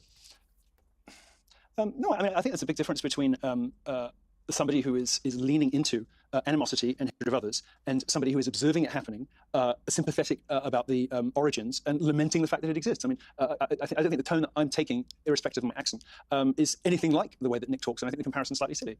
Well, because I think you can say... Just because I can understand, because I'm empathetic to this group of people, and because I think that now and again they have a point about things, doesn't make me Nick. It means that I can perhaps understand that group a little bit, sort of see where they're coming from in some respects. And making friends with Nick was my intention was if I can have one foot in that world and one foot in the sane world of everybody else, maybe I could help bridge the gap there. It turned out not to be the case because he's let's say not a bridge builder. But what is it specifically you don't agree with him? What is it you don't agree with him about? Christmas is peak time for online shopping sprees, but that also means it's peak time for hackers and data brokers who steal your information online. The solution is very simple. Use ExpressVPN. I think he has a reductionist and grievance-fueled view of the world that explains almost everything that's wrong with America, geopolitics, the economic state of his generation, and the fact that he can't get a good burger. It all seems to be the Jew fault. And there are some things that, now and again, that do strike one as unusual, whether it's a Jewish overrepresentation in certain industries. There are certainly criticisms to be had of Israel. But Nick reducing the whole world down to a vast Jewish conspiracy, and it would all just be fine if we could smash Jewish power. I mean, I don't have anything remotely like that kind of point of view. Well, how could you? Your mother's Jewish. I think it's strange that you're... Jewish, yeah. I think it's strange. I'm confused as to why you seem so anxious to suggest that we're identical. It's quite. No, I didn't say that. I just, as you were defending him over the misogyny, defending him over the anti-Semitism, defending him over the racism, I just began to conclude that although you're saying it in a different way, and obviously I was being ironic, I myself speak in a English accent, but it seemed to me that you were going out of your way to defend things which I thought were pretty deplorable in that interview. Well, I'm trying to understand where these guys are coming from, because there's a lot of them. There's a whole generation of them, and if we simply write them off as racist, sexist, misogynist pigs, we'll. That's what Nick is. Yeah, he's a Nazi. You can write him off. Lose them, and we'll lose them to people like Nick Fuentes. And I take the view that it would be better to understand what of their package of opinions has validity and what does not, understand where some of their anxieties and concerns are coming from, figure out what we can fix, and try to rescue a generation that seems to me to be sliding into nihilism and hatred of everybody. Isn't that a good thing? Well, I mean, look, if we expand it, if you look at someone like Ye, you represent him, I think, right? You work with him still? Yes, I manage the lawyers, and I run this family office. Yeah. And again, I would simply say, this is a guy who, on the record, I would have asked him this if he hadn't walked out of our last interview to get him to explain why he said these things. But, only 3 years ago, literally 3 years ago this month, he praised Hitler, denied the Holocaust. I love Jewish people, but I also love Nazis. I do love Hitler. He posted an image of a swastika fused within a Star of David, which led to a second suspension from X for incitement to violence, and so on. Right? He then produced a song called Heil Hitler, which was banned from many platforms and so on. This is deliberate baiting of Jewish people in the most horrific manner possible. Again, I just ask you, are you comfortable working for him with that? Well, of course I'm comfortable. I mean, he's an extraordinary human being. I mean, there's a perfectly good explanation for that, which he has given a number of times. You can find it plausible or implausible, as the case may be. But the way he explained it, and he did this on a live stream, and it's readily available, he said, I want to perform Heil Hitler at the Grammys, because if I do that, those words will suddenly no longer have power. I will have conquered them. I will have drained them of all of their... Yeah, that's not why he said that. I forget the expression he used, but I suppose I would say something. All of their, their toxic, hateful type energy. Or whatever. The way he was articulating his artistic project in doing that, and some people find it persuasive and some weren't, was that was in terms of like abuse survivors. We used to laugh at them 10 years ago when they had trigger warnings and safe spaces and little puppy rooms and stuff like that, because everybody knows that if you get raped or something terrible happens to you, the best way to put your life back together is exposure therapy, so that it doesn't become this sort of thing that that turns you into a blubbering mess every time you hear about it for the rest of your. Buddy, give me a fucking break. Like, especially when you add up all the other racist shit he was doing. Your life, you just slowly kind of acclimatize back and get used to it. Ye seemed to be taking a similar view about some words, phrases, and opinions that have had a stranglehold on our culture for a long time. And it's funny, he perhaps hasn't read, the Holocaust in American Life by Peter Novick, the Princeton academic, who explains how that particular historical event was sort of rebooted in the academy in the 1960s and formed the basis of modern what we would call grievance culture and victimhood ideology that became BLM. But Ye sort of seemed to instinctively intuit that this was being weaponized and leveraged to stop people talking about other things like Israel, for instance, or other things like the fact that one particular group of people seemed to be all the managers in the entertainment industry, and they were systematically defrauding and screwing the black entertainers that they were managing. I mean, he's entitled to that view. He's entitled to that observation. And if it's right that his intention was to take this horrifying taboo, the greatest evil in history, as we're all told to call it. What would you call it? If it was his intention. Well, what would you call it? Well, no, of course it was a monstrous and incomprehensible evil. Maybe Stalin was worse. Who cares? Like after a certain point, it's just evil. We can't wrap our heads around, isn't it? If the way he was articulating at the time he gave that interview, and within a day of giving that interview, he was on a live stream and he said, "I want to sing Heil Hitler at the Grammys because after that the words will no longer have any power." That's a bit more of a complex, it's not complex. It's project than you're look, giving him credit Milo, for. honestly, it's just a crock of shit. That's not why he did it. Just for attention. He didn't care about antagonizing and upsetting and distressing Jewish people worldwide. He's a massive entertainer with 33 million followers on X alone, as he reminded me when he did his little performative stunt with me. And the truth is that all I've heard you do in the last 20 minutes is defend all these people from what I think are indefensible things they've said. And you've done it in a very sort of moderate sounding way. But I just think I'd say this to Ye's face if he hadn't bottled it and run away. And I wouldn't have bought into the he was doing all this stuff for some profound, complex reasons. No, he wasn't. He was just Jew baiting. He was Jew baiting and using Hitler as I said at the beginning, some people are not going to find it plausible. I do think it's a pity that you two in your encounters with one another seem to have spoken past each other so much. You obviously haven't.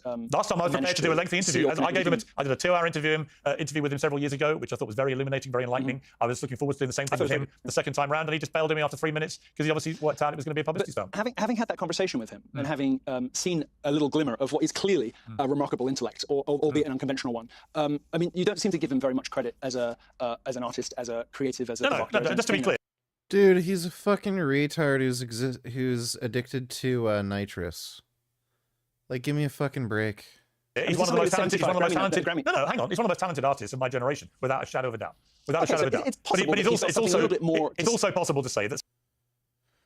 No, he's not, buddy. Like, compare Kanye to Michael Jackson. Like, it's just night and day. Like, it's just not. It's not remarkable anything he's done. Even like when he was still making good music, it's just not all that. It's not great, You can listen to it, it's fine, but it's not like, oh wow, this is, groundbreaking, life-changing, like, Michael Jackson, where it was totally different, totally new, totally unique. It's just not. He's like another hip-hop artist that's decent. Like, that's the best you can say about him.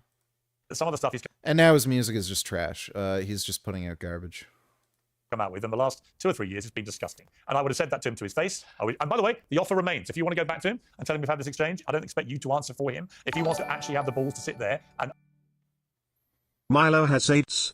Kanye clears Michael and it's not even close. No, Michael Jackson's better. Apparently Milo has a brain tumor. Thanks for the donation, dumbass. And answer these questions to me for a sustained period of time, I will do that interview. But he didn't want to. He'd rather turn it into a little... Something of an answer... Sorry, go on. Go on, make your point. Perhaps something of an answer to your frustration is the fact that he did sit down with an Orthodox rabbi a couple of weeks ago, give a public and direct apology for having hurt people from that ethnic and faith group, and undertake to understand a bit better why it was that what he was seeking to accomplish with those garments and songs and whatever didn't land and upset and hurt a lot of people. I mean, he has begun to. Sure. To acknowledge that. I mean, like the guy is. He was in a fucking Klan outfit. Like, give me a fucking break.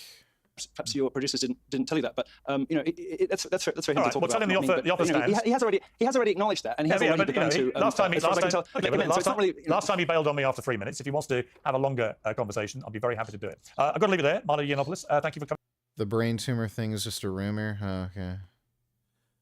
Well, there's something making him cross-eyed. I don't know if it's like crystal meth or something, but clearly there's something wrong with him. On Uncensored. Thank you. God bless you. Angel Studios are back with a new must-see documentary. It's called Thank You, Dr. Fauci, and you're going to hear a lot more about it over the next few months. An eagle-eyed member of the Uncensored team noticed that one of the first eager superfans to comment on my interview with Nick Fuentes was Stephen Crowder, the host of Louder with Crowder, who wrote on our YouTube channel How to Not Conduct an Interview 101. And Mr. Crowder joins me now. Welcome to... Yeah, so Stephen Crowder is desperate for money because he has a dwindling audience and he's also divorcing his wife. And he's trying to defend Nick and,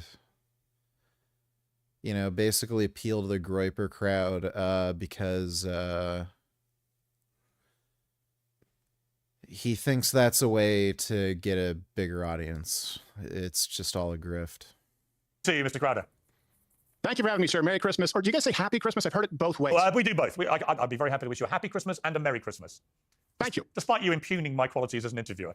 You did expand on this. You said Piers Morgan is a liberal at heart, which I think is probably right. So he spent the whole interview trying to gotcha his way through identity politics on a guy who already rejects the premise. I did think that was an interesting commentary, actually. I would start by saying I wasn't trying to gotcha him because I'd already made it clear I was going to put to him, I'd already said this publicly, I was going to put to him all the more contentious things that he has said, which have gained notoriety, and challenge him properly about it, which I think I did. I don't categorize that as a gotcha. He got very exercised about the story involving his father, and I said on an earlier panel we did, that actually, if I had my time again, I wouldn't have named his father, although it's easily discoverable on the internet, but I wouldn't have done that. I would still have told the anecdote, because as I tried to explain to Nick Fuentes, the story was put in the public domain by Nick Fuentes about his father in a way in which you could only construe from it that his father made decisions when Nick Fuentes was young, which appeared to be racist decisions. And I was curious whether he felt he was a product of that environment. Now, he went nuts about that, and he's perfectly entitled to, and he's come after me and my family, and he's perfectly entitled to do all that, I don't care. But I was curious why you felt that I was playing gotcha with him, and not just actually, I think, doing my job as a journalist and just challenging him about the more contentious things that he said. Yeah, well, here's the thing. I don't think you challenged him on the most contentious things. And by the way, it's not an impugnment of your character. It's a different interviewing style, right? I think that trying to shame someone like Nick Fuentes for being racist, for being misogynist, like that's a layup for him. He's already been accused of that, and I don't think it's very fruitful. I mean, I don't want to conflate gotcha with challenging. So I would say, by the way, yeah, if he's going after your family, Nick Fuentes, if you're watching, strongly condemn that from your audience if anything is happening out of line. But I also would say, when the guy makes a good point and says, hey, you know what, my dad's not here to defend himself, could we move on from that? Don't do it 6 more times. But I counted 6 times and you're not able to get to where you actually have disagreements. See, when I sat down with Nick, and yeah, I played his clips back, people could argue that it was tedious, but I would play a 1.5-minute clip, you know, a 2-minute clip, because I wanted to show it in context. And I was able to actually lay out, we were actually able to contrast our policy, our prescription differences, where people know. And so I think if you go after, for example, father being racist. I don't even know that you would construe his father's being racist, because then like Applebee's, no one likes Applebee's. No one likes Applebee's. Hang on. That's not what he said. He literally told them. That, yeah, here we go. Like, this is clearly just grifting horseshit. Like, Nick's dad didn't say anything about not liking Applebee's. He said he doesn't want to go to Applebee's because there's blacks there. The story that his father didn't like that particular restaurant chain or others because they were known for black fare. Sure. Well, that's racist. Black fare? What if people don't like black fare as far as food? What if people don't want to be somewhere where they're more likely to end up in a World Star Hip Hop video? This is where we get to the issue of you and him discussing per capita. Right, let me ask you this. Like, you're Catholic. Oh my God, here we go. This is just pathetic. Like, we're done with this. You said you'd be happy to talk about it. What do you think is going to be fruitful in attacking a celibate Catholic for not getting laid? I didn't attack him. I didn't attack him. He said he needs to get laid. I think he does. That's a heresy. I think he does. I think he's an incel. So you advocate heresy? I think he's, well, I perfectly understand if you're a devout Catholic, which I'm not. If you're a devout, I was brought up a Catholic and I was given spiritual guidance by Catholic nuns, and a lot of my family are very devout Catholics. I'm not particularly, but I still adhere to, broadly adhere to Catholicism, albeit there are parts of the teachings I don't agree with. So that's my position on it. But I can understand if he'd said to me, the reason I've never had sex. Then why bring it up, Piers? Why is it relevant whether he's been laid or not? Because I said in my interview specifically, just so you know, I'll answer for everything I say. I don't know, because he has a lot of opinions about women, even though he has, like, no experience with them. I said, I hate it when people use something that should be seen as a virtue as an attack. Out of all the views, if you view them as reprehensible, and I, by the way, strongly disagree with a lot of Nick's views, the least relevant is whether he's celibate as a devout Catholic. That's like a good thing. And so you actually give him the moral high ground. Had he said to me, but hang on, you're putting up a better defense, if I may suggest, than he did, because had he said to me, I'm a devout Catholic, and the reason I haven't had sex is because the Catholic Church forbids that and says you should be married before you have sex. Perfectly reasonable answer. That's not what he said. He never said that at all. So you didn't do your research, because he said that literally dozens He of may have times. said it elsewhere. He didn't say it to me. I only asked him about that stuff because there is a view that he is what they call an incel, and that he whips up that kind of mentality, and that's why he's such a misogynist about women and so on. It's an interesting thing to ask him. He seemed to me quite happy to answer it all. He was quite emphatic in his answers. Fine. I didn't see that as an attack. I was joking about getting laid. I keep seeing clips of pickup artists asking out and getting girls' numbers. They all sell courses on how to a girlfriend. What I don't get is, if they're so successful with women, why aren't they in relationships themselves? Seems like they're grifters. Well, there's two explanations. They hire women to basically stage pickups to make it look like they're good at what they're doing. Or two, they don't want a girlfriend and they just have casual hookups. I would say the former is probably more often true with these pickup artist dudes online. But, yeah. Like the whole pickup artist thing, a lot of it does relate to just casual dating. So, you wouldn't expect those sorts of people to have a girlfriend. Thanks for the donation, though, Ghost. Have you seen this guy's vids? Thoughts?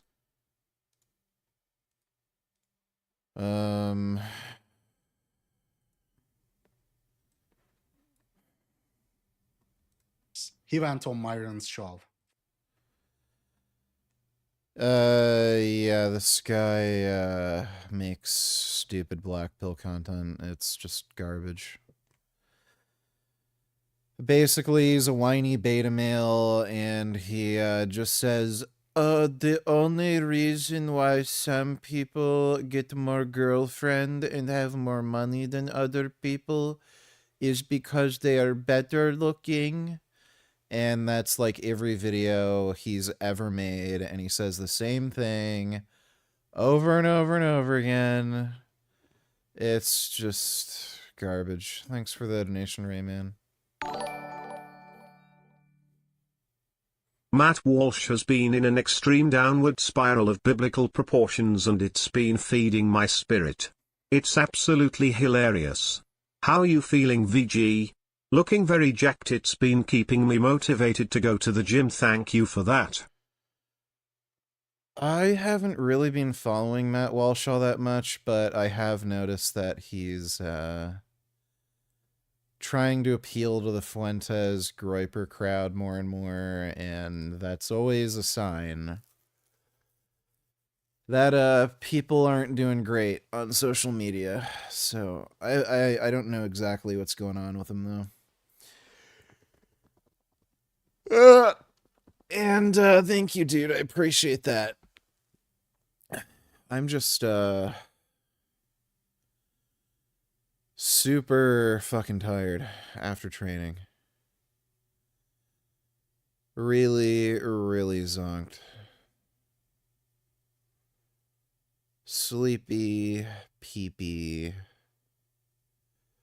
poopity doopity.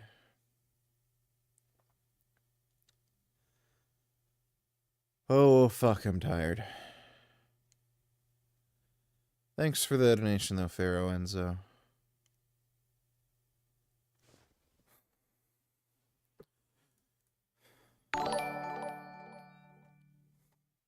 Will you come back on the stream to debate life abolitionism right now?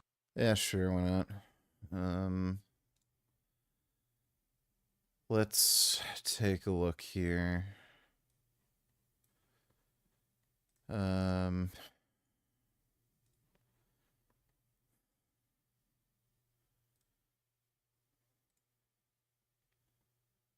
Okay. Oh, fuck, I'm tired. I think he's already doing his own live stream, isn't he? Yeah, but he can get him on. Well, he got him on before. We have Vegan Gains here again. Wait, what? Is he here Hello. already? Oh, that was fast. Well, Life, you just finished that very long-winded debate proposition, but do you wanna say it again? Yeah, the reason why I reject veganism is because I believe that anti-natalism does more for animals than veganism. I think that anti-natalism is preemptive, that it prevents people from being put in a position of having to choose between going vegan and choosing foods that they actually enjoy, that humans are inherently destructive to animals, that they destroy their natural habitats, that they Yeah, okay, shut up. I get the require. idea. Your voice is annoying.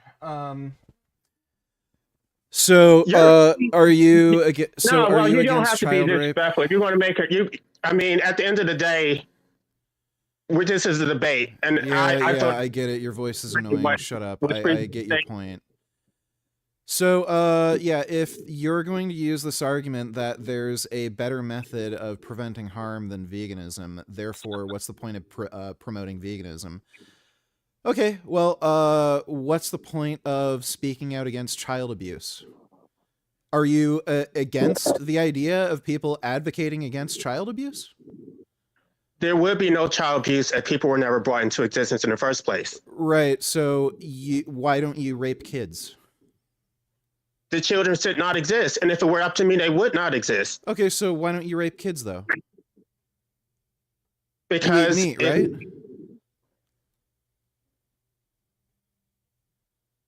I'm not understanding your point. The point is that I Do never you eat meat? So it's not my responsibility to make meat? a better place. Do you eat meat?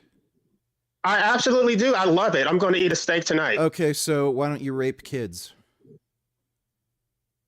Because I wouldn't enjoy it, and I think that is unethical. I don't think that consuming my natural diet is unethical because I didn't choose to exist. So it is not my responsibility to mitigate a harm. So wait. So you have no problem with somebody else raping kids? No, I absolutely do have a problem with it, but that is not my fight. I mean, I think it's unethical. That has nothing to do with me. I don't rape kids. I'm not sure what that has to do with anything. This is a straw man right here. Do you want to repeat your proposition, buddy? You literally just said there's no point in anyone being vegan because a better way to prevent harm is by not having kids. So you're implicitly claiming there is no moral impetus for anybody to do anything ethical, because if everybody were to just not have kids, everybody would die and it wouldn't be a problem. I'm saying vegans have no moral standing to try to condemn other people when they are imposing life onto people without their consent and enslaving them to an existence they did not choose, and then they want to tell people to go vegan.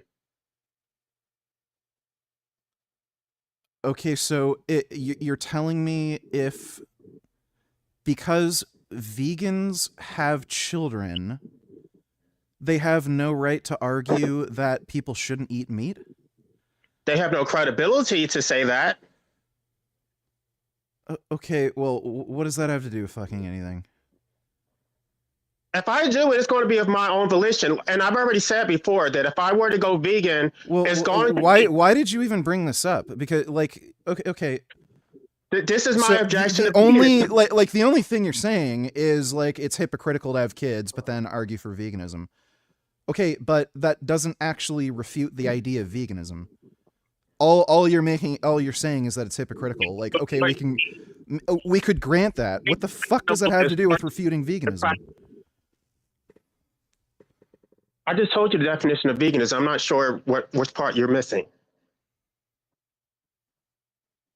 If you're going to breed me into hell, I'm going to continue to eat your animal friends. It's that simple. Okay, so what is the argument against raping kids? That's your argument. I have nothing to do with raping kids. I don't rape kids, so I'm not sure what your point is. No.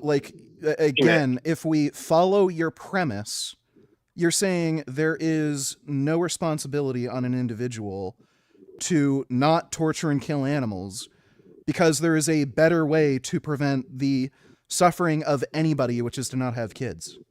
That's So- not my position. My position is that if you're here involuntarily, it is not your responsibility to make the world a better place. Okay, It's so not- you have no problem with raping kids. They're more ethical. Then you have no problem with raping kids. If it's not your responsibility to make the world a better place, then everybody can just rape kids. We can stab people's eyes out. Other people who feel enslaved, they can prevent people from raping kids. Okay, so do you support the Do you support Hitler? Do you support Hitler and the Holocaust since he like wiped people out? I'm not going to even justify this. What I mean, that has nothing to do with the point that I'm making. Has Hitler prevented the birth of more kids than you? I love how you always want to point to Hitler. It's like the Has Hitler prevented the birth of more children than you? Who gives a shit? That has nothing to do with Has my Hitler argument. prevented the birth of more children than you? I Yes don't or think no? he really did, because there were a lot of people who were procreating even while they were in concentration camps. Yeah, so how well did that work out? It didn't work out very well. I'm not sure why they would do that. Okay, so then Hitler then did prevent the birth of more children than you. I'm not an ethicist, so that would be an ethicist position. I don't support taking people out without their consent. That's not my position. But you support taking animals out without their consent. No, see, you're trying to impose vicarious liability. I did not take these animals out. I am consuming the end product. I did not kill any animals. Okay, so you're fine with... Okay, so if somebody were killing human beings and selling their flesh... I'm going to eat the food that I enjoy. Right, so if somebody were killing human beings and selling their flesh, you'd have no problem with buying human flesh since somebody else did it? I would probably eat your flesh. Absolutely. A vegan steak sounds very delicious. Well, for one thing, that would never happen because I'd beat your ass. No, it wouldn't happen. It wouldn't be good quality. That Oh, is no, look, just so I'm fucking beefy. disgusting, man. The problem is I'd beat your ass. I would eat you. That's the Well, no, you wouldn't. I'd beat your ass, and in fact, I'd Super do gay, more than too. that. I I'd would turn you eat into you. vegan Come cat on. food. But it's not as asparagus. Oh my god, guys. So again, the issue is with what you're saying is that you're making the claim nobody has a moral obligation to do anything other than not have kids. So by that reasoning, you should be fine with people raping kids. You should be fine with Holocausts. If not, has no morality whatsoever. So if that isn't your claim, and you're saying it is only the case that we have a moral obligation to act morally to human beings, then name the trait that is lacking in animals that is lacking in a human being would justify treating a treated equalized human being like an animal. Humanity, that's the answer. Okay, what do you mean by humanity? The capacity to be a moral agent, the capacity to enter into a social contract. Okay, so you're fine with killing retards. I'm sorry? So you're fine with killing retards. It doesn't matter. The exceptions don't make the rule. They're part of a class. Wait. So you're fine with killing retards. You just named the trait. I didn't say I was fine with killing anybody. It's nothing. You it's just not my, named the trait. You said being able to act as a moral agent. Retards can't act as a moral agent, so you're fine with killing retards. part of a class that are moral agents. So being part of a class? So what makes... So I'm sorry, if the majority of fucking human beings are committing immoral acts, reproducing, this is then very how in the simple. fuck can you claim that, stupid? Very simple. If How you in the want fuck me to, can you claim that, stupid? So you're literally claiming that like virtually every single human being on the planet does something horrifically awful. The one cardinal sin, you're fine with people doing everything else but reproducing, but the one cardinal sin you're accusing everybody of, but you're claiming human beings are like somehow rational moral agents that are beyond animals. Even though human beings reproduce like fucking baboons. This is very simple. If you want me to go vegan, all you have to do is support anti-naism. Publicly endorse anti-naism or your channel. You're never doing that. You're never doing that. How about I just find you and break you into fucking pieces so you can't even fucking move a single finger? steak tonight, as a matter Well, of fact. no. How about this? I will beat you so fucking hard, you will never be able to have sex in your entire fucking life. How about I mutilate you so fucking horrifically bad, no one will even want to have sex with you when you're completely incapacitated. You will never have children. How about I punch you in the balls so fucking hard, I permanently make you infertile? Would you like that, since you don't want to have children? How about I make you fucking infertile? Because you're vegan, so if I eat you, then that's technically still vegan. Well, how would you like me to make you infertile? I will beat your nuts in so fucking hard, you will never be able to have children. I'm already sterilized, so that would be pointless. No. That would be ideal. Well, no, vasectomies can reverse themselves. I'll really fix you good. I'm not sure if anybody can. Wait. You don't even have to do all that. All you have to do is give me the right that I'm asking for in the first place, and then that will save your animal friends. If you support my right, you'll never. No. Me supporting antinatalism is not going to make you go vegan because, again, Absolutely you literally claimed arbitrary. You literally claimed you're fine with killing retards. You have no moral interest in veganism. I sacrifice when you're not even going to compromise. You're not going to meet me halfway. What do you meet you halfway with? What? You want me to support your cause, but you're not going to support my cause. What the fuck does that have to do with anything? No, because you think that no interest. And I disagree. No interest in acting as a moral agent and protecting the defenseless. You have no interest in going vegan. I am not a moral agent. You are a manipulative, lying fuckwit. You only care about yourself. That's it. And that's what I'm saying that all anti-natives should do. If you're a life slave, you should only care about your own liberation. You should not care about making the world a better place. Right. So you're fine with Hitler. You're fine with Holocaust, genocide. You're fine with child rape. You're fine with everything. Right? Problem we choose to exist. You're fine with everything, right? Not our problem. Right. It's okay to rape kids according to your worldview. So you lied this entire time. I used to be here. Right. So you're fine with raping kids according to your worldview. So you lied. This entire time you lied. This entire time you lied. I lied. What are you talking about? This guy is one of the most dishonest fuckwits I've ever come across. This guy is fucking a brain dead troglodyte. I'm frank with you. I'm telling you exactly. Thank fuck of all people, this guy discovered antinatalism and made himself infertile. If anybody should be an antinatalist and be infertile, it's this fucking guy. I'm glad his genes will not spread. I concur wholeheartedly. I should be an antinatalist, and so should you. Well, you're a very trigger. I thought you were so into fucktard. Like you're trigger. I got you. I'm not planning on having kids. You're just a genuine fucktard. You actually met your match. Oh my god. I met my match. Somebody who says child rape is fine. Nobody has the only moral requirement of a human being is to not have kids. But if you want to rape kids, well, that's fine because you're not going to reproduce, right? So somebody fucking a 12-year-old before, who hasn't gone through puberty, that's fine because you're not going to have kids. Well, I wouldn't exist, so it's not my problem. What are you talking about? Yeah, right. Having sex with children is fine according to your worldview. Not fine. It's not fine for those. No one's going to reproduce, right? How's a 6-year-old going to have a child? The 6-year-old should not exist. That's my position. Right. So you literally claimed the only moral obligation a human being has is to not have children. So it's okay to rape kids because you're not going to reproduce. That is not true. That is not what I said. You're completely. That is your moral position.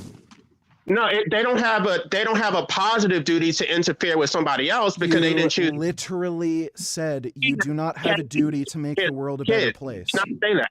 You literally said you do not have a duty to make the world a better place. You literally said it's okay to torture and kill animals for that reason. Therefore, according to your worldview, it's okay to rape kids. You're mentally challenged. Right. So then when I point this out, you have to bullshit and say, that's not my position. That's not what I actually said. And you have to go back and forth and play these fucking mental gymnastics. So again, if you're going to fucking claim, Go fucking tofu and go fart so on fucking. again, if you're going to fucking claim the only moral obligation anybody has is to not have children, therefore it's okay to torture and kill animals, then that logically leads to it's okay to rape kids. You do for human beings. You have no empathy for human beings, and that is my problem. Oh, no empathy for human beings? Well, I'm not the one going around saying it's okay to rape kids. It's like vegan equilibrium. If I have no empathy for human beings, then why do I have a worldview that says it's wrong to rape kids, whereas you don't? You think it's okay to breed human beings into hell? I don't think most human beings are being bred into hell. They absolutely are. If you ask most human beings if they'd prefer to live, most say yeah, so clearly they're not being bred into hell. Well, friends, that is my only leverage. Sorry, are you saying you're living in hell? Yes, I am saying that. That is yourself. So why haven't you killed yourself? Because I don't have the right to do that in a humane manner. Yeah, you do. Have a humane accent. Wait. Just in the interest of making sure this stream doesn't get taken down, there are some limits to. Okay, sure. Why haven't you Minecrafted yourself? Because there is not a humane option. That is the reason why. There is. Buddy, No, if you put a bang bang device against your head, you won't feel anything. You're gone. But we also, just because this is also not, I'm hosting. Don't tell me specific methods on this channel. Wait, guys, I'm hosting this for a friend of mine. We have to just be careful about insinuating things and giving anybody ideas about things. If it was my channel, I just let this run, but I have to respect my friend's channel. He did ask me to be. Okay. So if you put a Toyota Corolla against your head and you press the gas pedal down, you're gone instantly. Why don't you fucking do it, Vegan Games? You said you were going to beat my ass. Why don't you fucking do it? Why don't you? Oh, I'd be more than happy to. Okay, I'll give you my fucking address. How about that? Oh, I'll come visit you. Absolutely. We can set the date and the time. So again, you're full of fucking shit. You just claimed most human beings are living in hell. I asked you, why don't you Toyota Corolla yourself? The reason you said no is because there's no humane way to do it. And I literally, please explain to me how putting a Toyota Corolla against your head and pressing down the gas pedal, how is that not humane? What pain do you feel when a Toyota Corolla travels at 2,000 feet per second and will make your head go watermelon? How about we have the conversation on your channel, because you want to say things that's going to happen. No. How does instantly watermeloning your head cause any pain or suffering? Because I can still survive and still have debilitating. No. You can't. If you do it right, if you point it towards. If you point the Corolla. If you point the Toyota Corolla. Interject and say no one on this channel should encourage anyone to do anything harmful to themselves. Just have to say that this is all just hypotheticals that are being presented, and no one is actually suggesting that anyone do anything like that. These are just philosophical conversations and discussions. So if you aim the Toyota Corolla up your mouth, if you aim the Toyota Corolla up your mouth and you point it towards the occipital lobe, you're dead. He just told you to stop and you're still doing it. It's impossible. Impossible to survive a Toyota Corolla if you point it in the right direction. So point it in the right direction, you're good. Especially if you use a double-barreled I'll give you the address Toyota and you can Corolla. bring the damn Toyota or whatever vehicle you want to bring. Well, how about this? No one's gonna bring anything to anyone. We're just posing hypotheticals here, having a philosophical discussion. Hypothetically, if I drove in Minecraft, and we're not. Hypothetically, in Minecraft, if I drove towards your base in a Toyota Corolla, and I were to Toyota Corolla for you, Would you have a advocate problem for with that? Would you like that? Would you like me to give you a Toyota Corolla? advocate for me to have the legal right to do? How about that? Why don't you come to Canada and just ask for them to do it for you? There's a thing called MAID here. That's fine. I would have to move to Canada for whatever the duration is in order to have the right. I don't know if that's true. I think It is anybody, true. I'm pretty sure you could just apply for MAID. No, a non-resident can't. I've already looked it up. Okay. And I'm actually writing all of that in my book. Okay, well, I can, you're in the States, right? Right. Okay, well, I'll Let me drive just out ask to you- you. Well, I'll drive out to you. We can go to a Would you- car dealership. I make can show my- you exactly what model of Toyota Corolla to get. We can drive to a car dealership. I can All tell right, you I exactly gotta- what model of Toyota Corolla to get with all the right interior trims. I have to stop it here, guys. I'm sorry, it's getting a little too. We can do it on He's full of channel. shit. Let's- He's full of shit. He's say full of whatever shit. you want. He's never gonna buy a Toyota Corolla, and he's never gonna drive it into his mouth. He's never gonna do it because he enjoys living. He likes No, I getting do- attention. I- He likes so being full- a dickhead online. He I enjoys absolutely- this. You're so full of shit. He's full of shit. No, I'm Like, not. He No, lives in I'm the not. States where he has access to every Toyota vehicle possible. So, You live in the States. Basically, it's got to a point where, life abolition. I think you posed your debate proposition. I think Vegan Gains did a pretty good rebuttal to it. I think everyone's heard both sides. Basically, it's at this point everybody knows what each person's position is, and they can kind of decide for themselves who won that debate. It wasn't a debate. It was just an attack and ad hominem. Well, there was It go ahead. wasn't ad hominem, abolitionist. Bro, let me just say this, abolitionist. You have to be logically consistent, man. You have to be logically consistent to arrive to certain conclusion. You're basically a human supremacist, and you sound like a tard. I just wanted to let you know.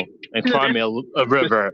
Cry me a river about it, bro. You sound like a bitch. I don't give a fuck. All right, well, let's tone down the name calling at this point. We had our debate.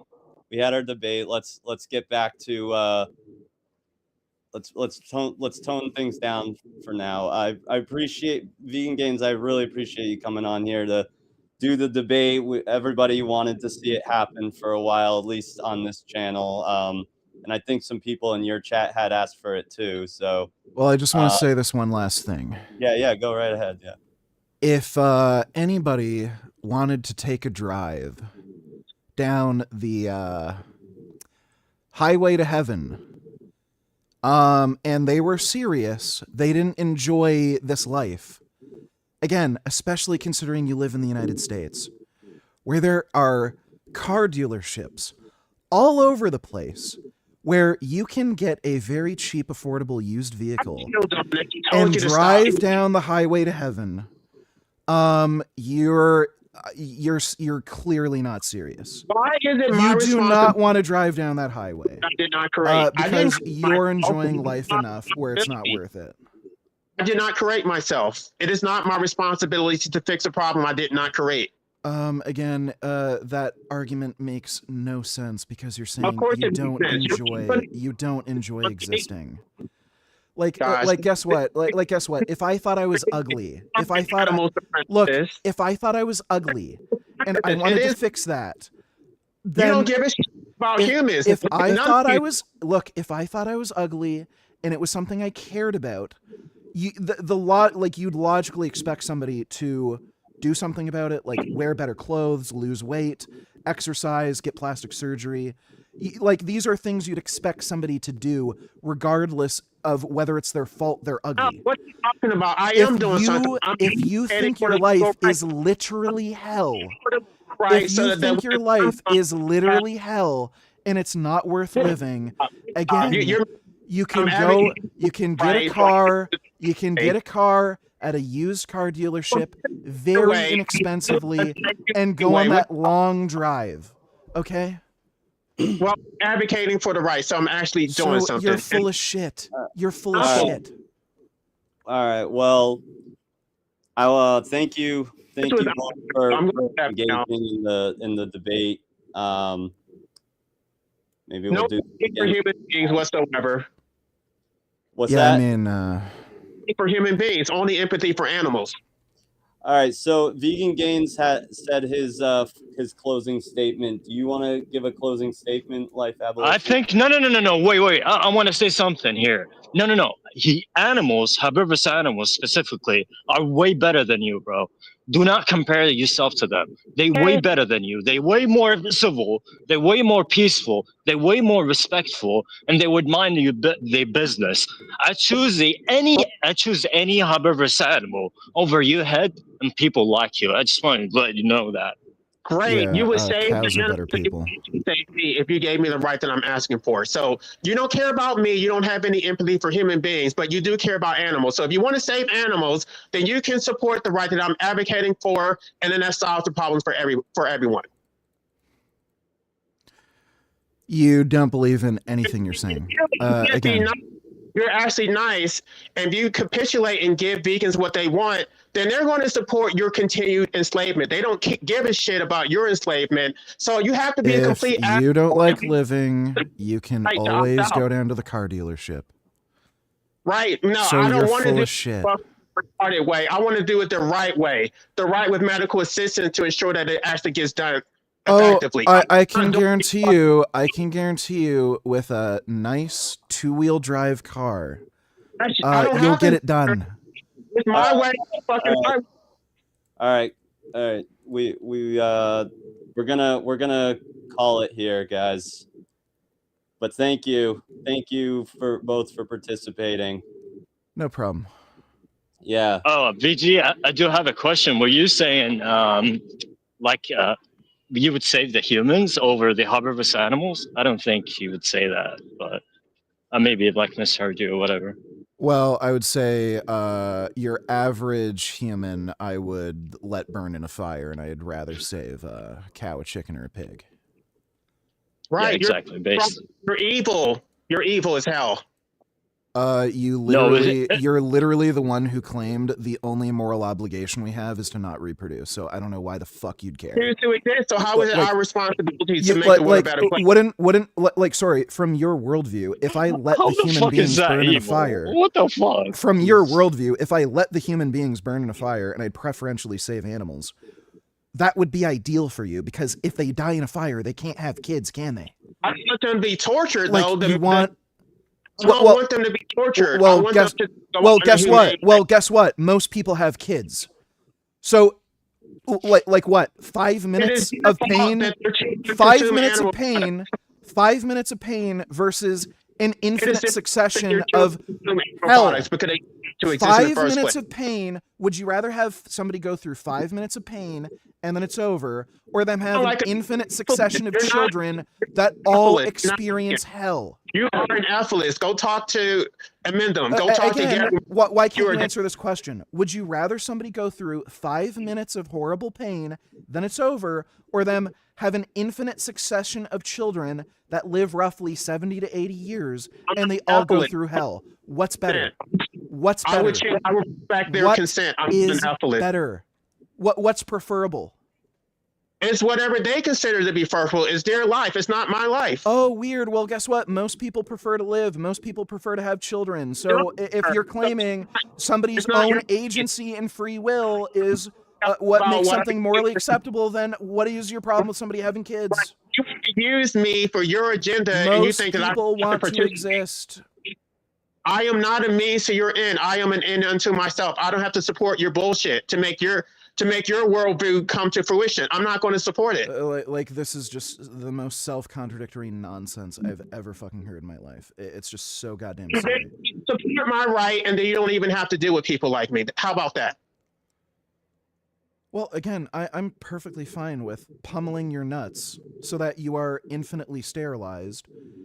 And again, I would be more than happy to show you. Because I'm actually going to do it, though. You're going to pull I'd up. be more than happy to go with you to a car dealership.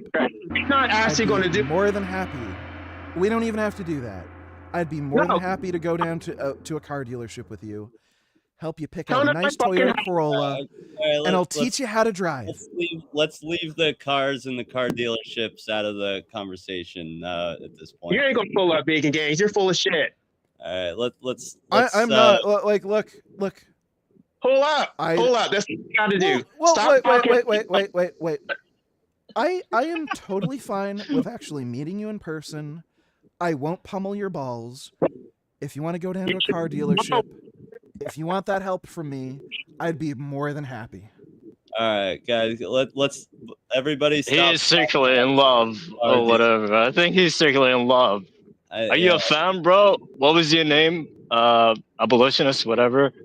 Are you a fan? What's going on, bro? Are you gay? Not that there's anything wrong with it. But that is relevant. There's Yeah, nothing. nothing wrong with it. No homo, but I'm just asking. Like, seems like it's for other purposes. Fuck heteros. Anyways, man. Yeah, I know. Like you retarded. Like for all that. Like I know you probably do have the information needed though to look up how many animals are being slaughtered annually. 100 billion land animals, true marine animals. Can prevent that from happening. Stop creating human beings. No. You can prevent that by holding yourself accountable. First of all, both work. Keep it to yourself. Both work. Both would work exactly. If the whole interest in telling people to not have kids is to make a better world, then why in the hell wouldn't you advocate for making a better world through other means? Stop creating the animals that consume animals, and then you solve the problem.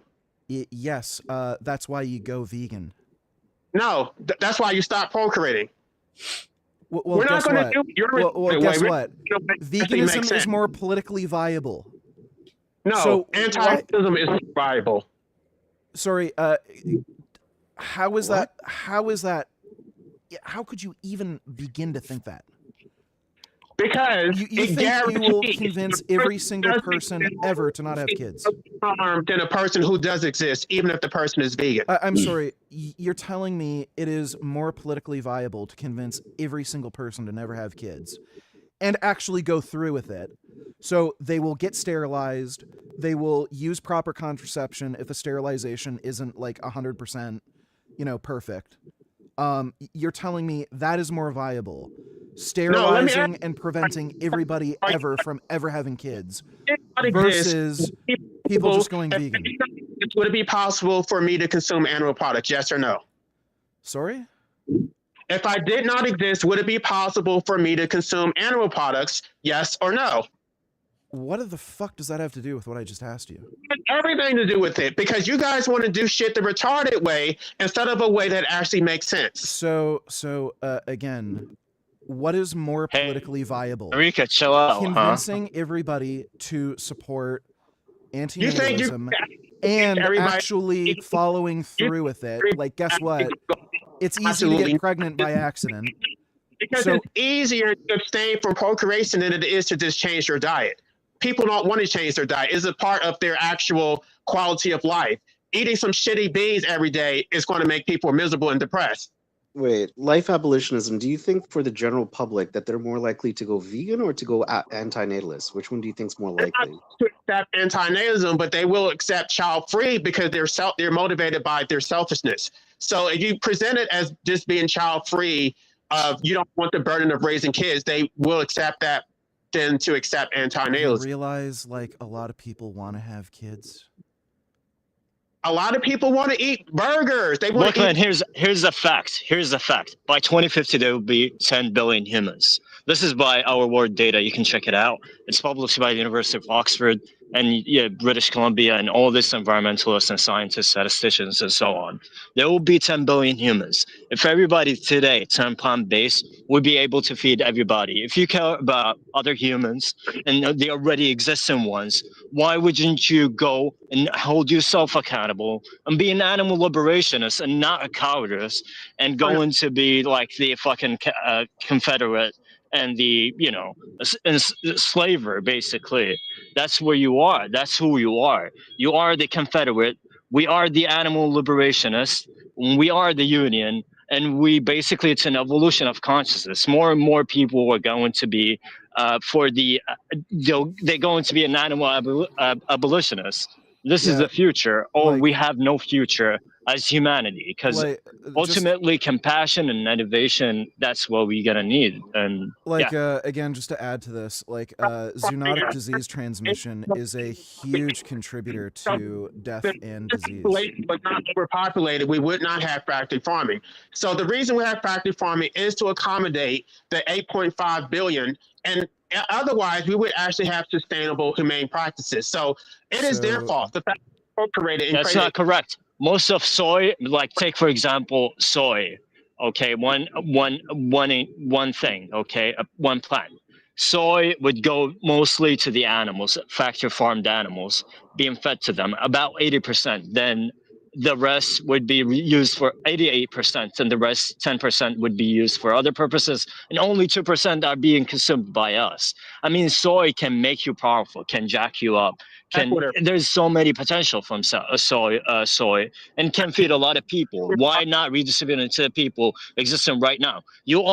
When you contribute to the animal holocaust, basically what are you doing is taking that away from other people as well. So you are contradicting yourself over and over again. I mean, there's no way out of it. And this is you, and you're having cognitive bias and not realizing you're like in trapped science. Running in circles. Running in circles. Let me tell you something.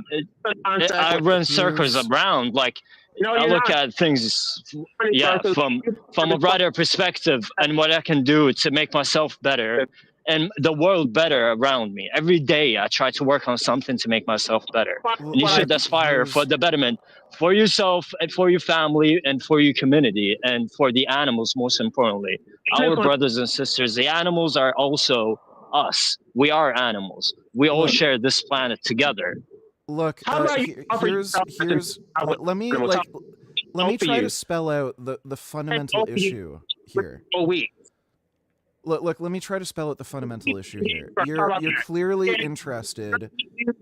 You're clearly interested in reducing suffering, at least human suffering. Right. Absolutely. Now, there are multiple ways to do that. You could go vegan. Zoonotic disease transmission is a huge factor that is killing human beings, causing suffering and death. The recent coronavirus pandemic is estimated to have killed about 7 million people. It's caused a lot of morbidity as well. People have been permanently brain damaged from it, have permanent disabilities, and that's just one new virus. Flu virus every single year kills many people. It's usually in the millions worldwide. On top of that, you have chronic diseases like heart disease, diabetes, cancer being the main ones. So, but I already told you that I would go vegan. The only thing I need you to do is endorse okay, so you're not even listening.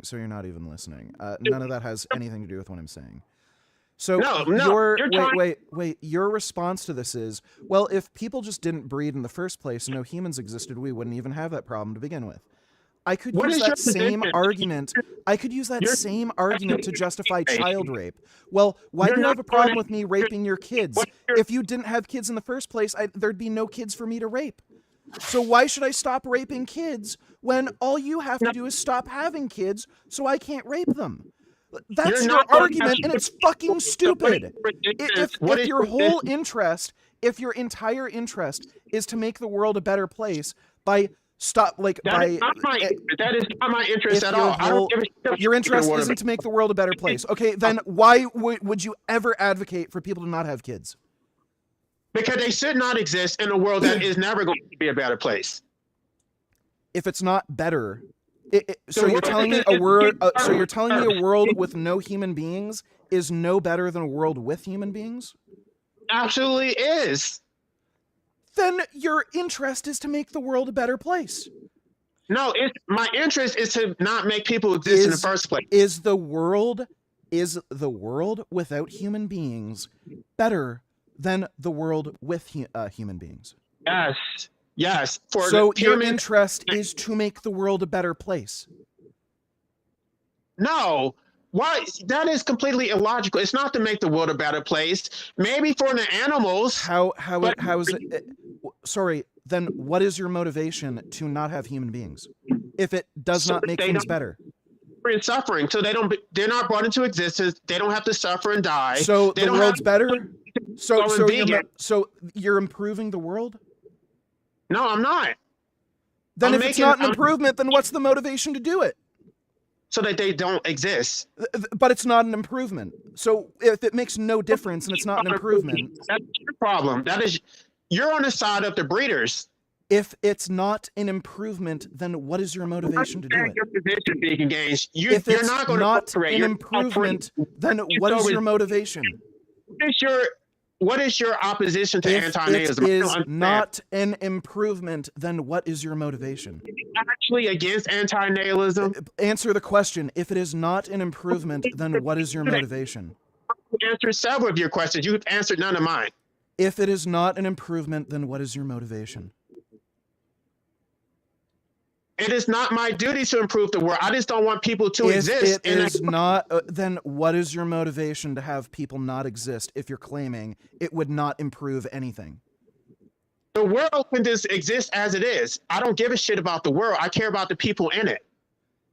If it is not going to improve anything, what is your motivation to encourage people not to have kids? I don't think that it will necessarily improve it, because it actually may make things worse for those who are here. But I don't give a shit about that. Don't breed people into hell in order to. So you don't care if the world is worse for the people living in it. So you're fine with the Holocaust. You're fine with child rape. No, not what I said. You're so like foolish. this guy is just scattered. It's just this guy is genuinely retarded. Like you made me debate a retard. You realize this? Shit, go make another fucking porn video. Does this satisfy you, Noodles? Like, are we good now? Like, are we no, done we're with the good. saga? Like, I think I've thoroughly proven this guy's a fucktard. I've just people, we all wanted to see the debate happen. I was allowing you guys to have it end a lot earlier, but you guys wanted to keep going, so why not? But wanted to have a serious debate now, but thanks to both of you. Whatever reason. Yeah, like this guy is a schizo fucktard. Like, I think I've proven that. It's just.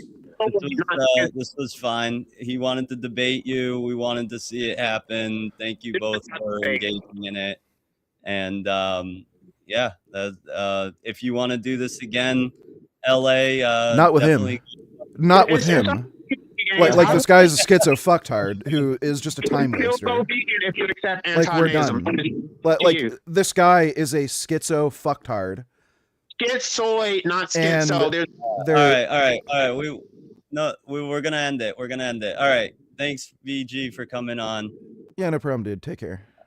Cheers.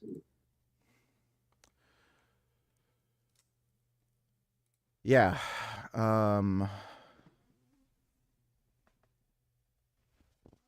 That was genuinely one of the stupidest people I have ever fucking interacted with.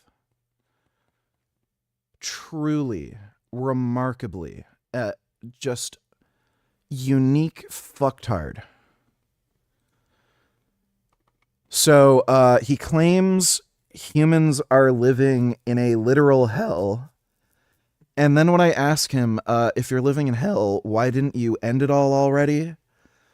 And then he can't figure out how to use like a fucking shotgun and point it to his mouth and blow his own head off. Like, that's too complicated for him. Dude, like, there's videos on gore websites where you can see people doing this. Like, if you point a shotgun at your head and pull the trigger, like, your head's gone. You're dead. Like there's no fucking that up. And this guy is like saying he can't figure out how to do that. Like, I'm not advocating anybody do that, obviously. Like, you shouldn't kill yourself. If you're thinking about it, find somebody to help you. I have to say that because of YouTube community guidelines and shit. But it's like the point is, this guy is full of shit. He doesn't believe people are living in a literal hell. He's clearly not living in a literal hell. If he was, he'd be motivated to, like, again, do the thing with the Toyota Corolla, like we were talking about.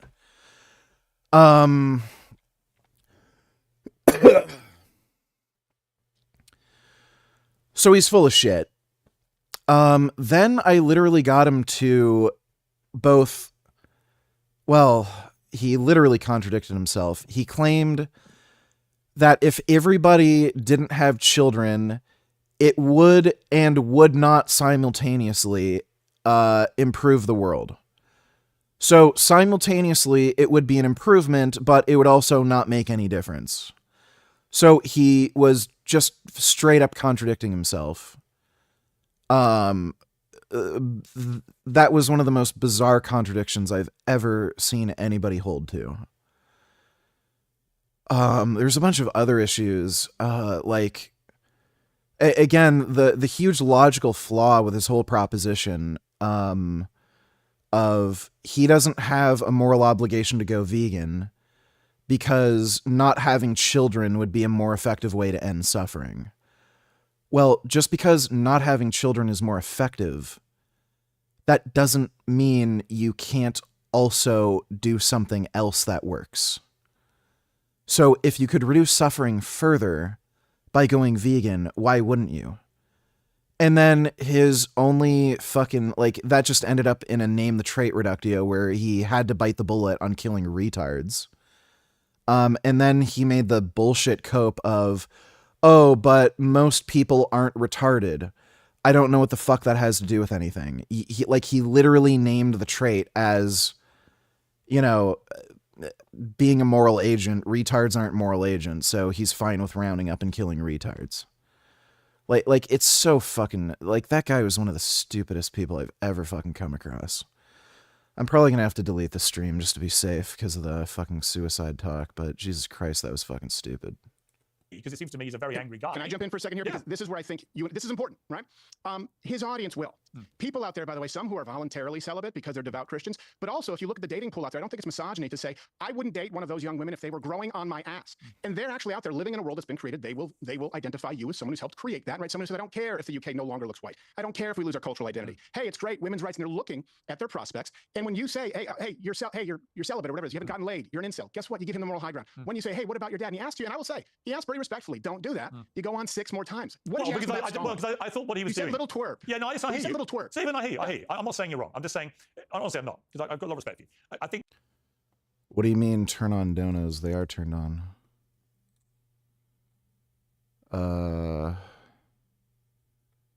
Yeah, they literally are turned on.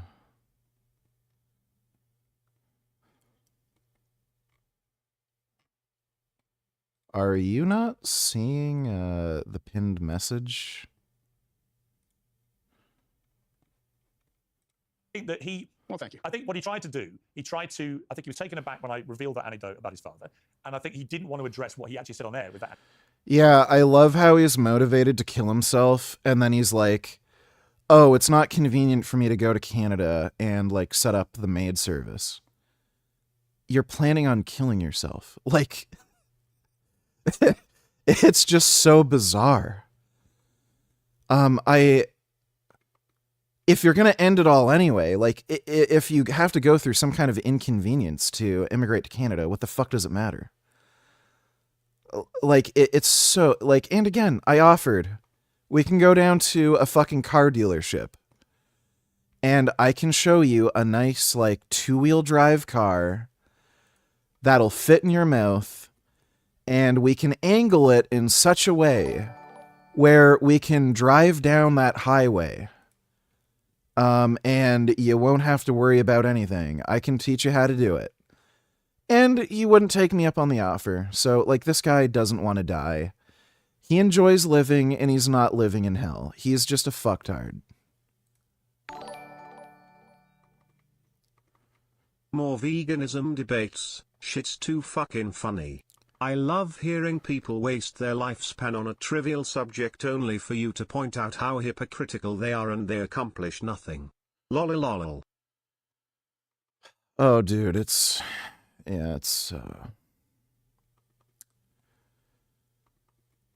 bad.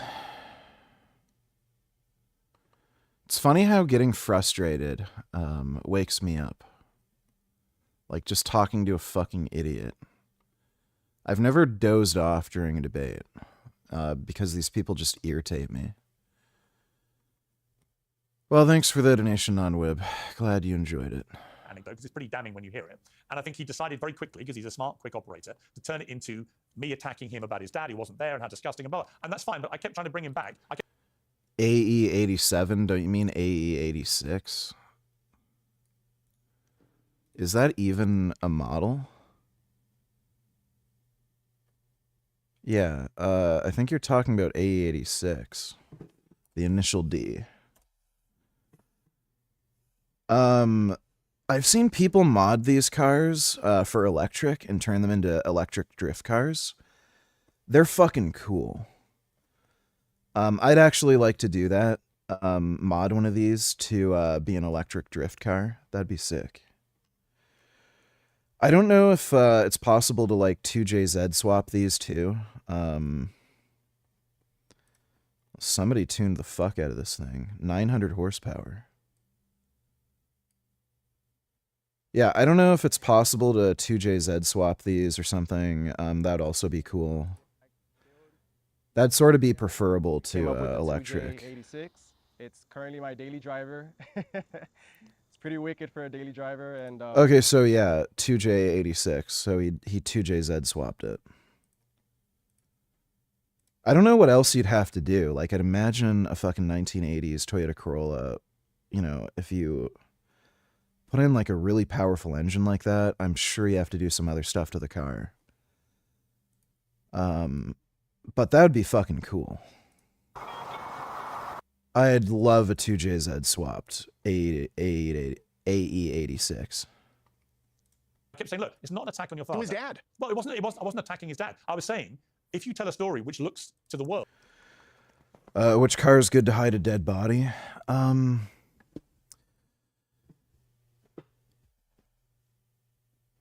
Probably a car that has extra storage under the like trunk area. So there's a bunch of hatchbacks where you can open up the hatch and then there's like the rear trunk area, but you can actually open up the bottom. And then there's some cars that have enough space where you could probably hide a body.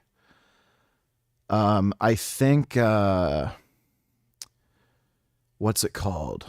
I'm pretty sure the Mercedes G-Wagon has enough space with the under trunk thing where you could probably hide a dead body. So if you get pulled over by the cops and they just look in the rear, like they're not gonna suspect anything. So that'd probably be handy. That'd be a good car to hide a dead body.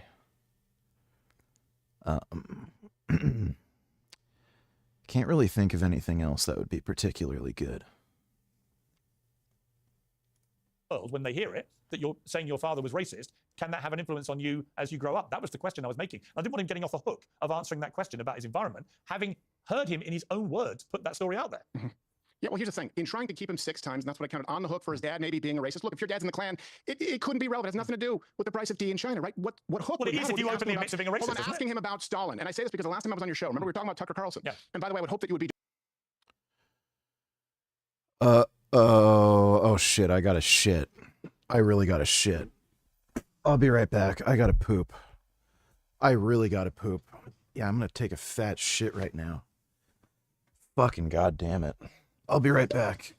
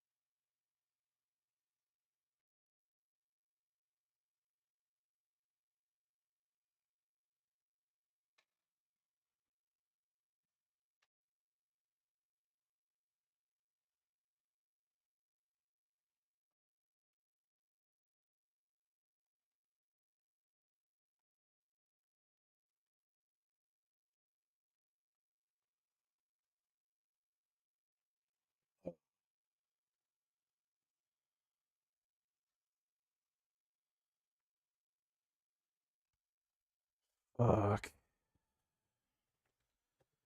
That was a good shit.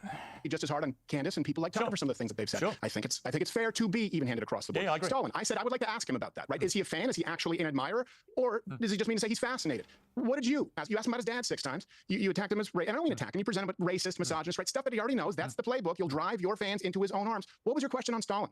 Well, I asked him. There wasn't one. Well, there was actually. There wasn't one. No, you're No, missing. there wasn't. No, there was. You just didn't hear it. So I actually brought on a British journalist called Danny Finkelstein, who spent 90 seconds in a video talking about what Stalin and Hitler had done to his family. I did it in the context of him saying Hitler's cool, but Stalin was addressed in that, and he was totally dismissive of a Jewish man talking about his family being annihilated by Stalin and Hitler. Do you hear yourself? Do you think that's going to be effective or fruitful? Well, it Bring on wasn't. a guy named It wasn't. Finkelstein. No, it wasn't. You didn't ask me. Let me read you what I asked him about Stalin. Okay, because I think a lot of you responded saying it was softball. Did you watch the whole interview that I conducted with Nick? Well, before you read what you're about to read, let me play a little mashup of you interviewing Nick Fuentes, and you can respond to this. Hang on. Okay, but did you watch the whole interview? Yeah, Fuentes, do you hate all Jews, sir? No, I don't. Okay. Do you consider yourself an anti-Semite, a noted anti-Semite? No. Okay. Clears that up. Do you believe that white... This is like absolutely fucktarded. Like if somebody says, yeah, all Jews should be eradicated from existence and Hitler was a great guy, I agreed with everything he did. And then you asked him, are you an anti-Semite? No. Oh, well, I guess that clears everything up. He's not an anti-Semite.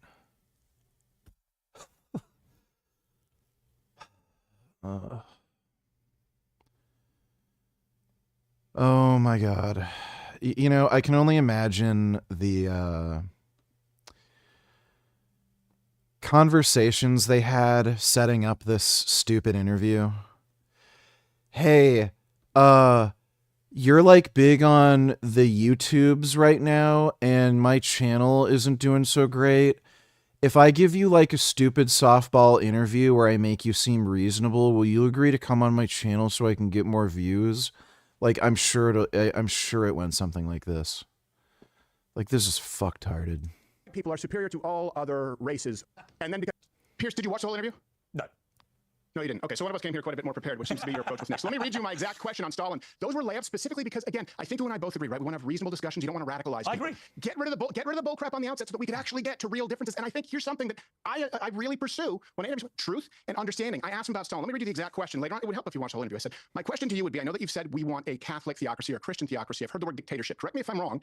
I would ask you, since the end point seems similar to where Stalin would want us to reach, swap atheism for Catholicism, would you be able to name, or is there any one thing that you think America concretely should copy about Stalin's rule or revolutionary methods to get there? And guess what? We were able to actually answer. We were able to actually discuss it. How many retractions on your show? 0. Quite a few on mine. How many times did we actually get into discussions regarding where we disagree? And let me tell you where I disagree with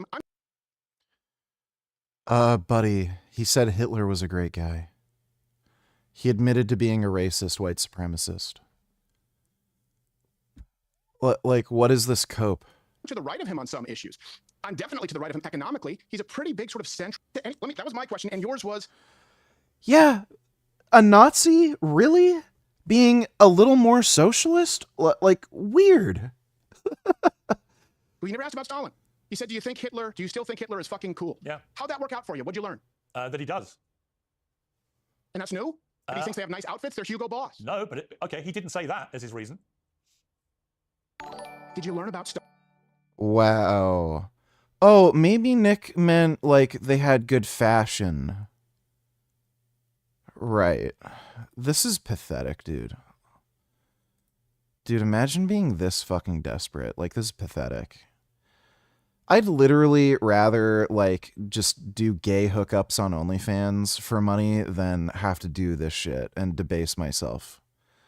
Like, this is more embarrassing than literally having gay sex on camera. Blink donated $2. Can't tell if this guy is actually giving good advice or if he's just a narcissist. He's kind of a douchebag. I can at least ascertain that. It should genuinely piss you off that I'm 31 years old, walking over out of the gym, worked out 3 times a day, getting in my $250,000 supercar, fucking shredded, made $211,000 Don't know if you can call that car a supercar. last month, working from home 4 days a week. This should piss you off because I am genuinely nothing special. If I can figure out how to have enough discipline to create. Oh, there we go. Yeah, this guy's poor. This is all fake. Yeah, he's poor. He doesn't have any money. Yeah, this guy does not make any money. It's all fake wealth. By the way, if this guy was like seriously rolling in dough, he would not have this McLaren. This is the basic bitch rental car that somebody would get. You know. So this is a fucking rental. That's it. It's a fucking rental. This guy's poor. Most rental services will not rent out their car. Like if it's a really nice Ferrari or something, they're not going to rent it to some brokey. They will rent out these kind of cheaper McLarens, but they're not going to rent out like a really nice Ferrari or Lamborghini to a brokey, like a Murcielago or something. So this was the nicest car that he was able to get at a rental service. Yeah, fucking stupid. This guy's broke.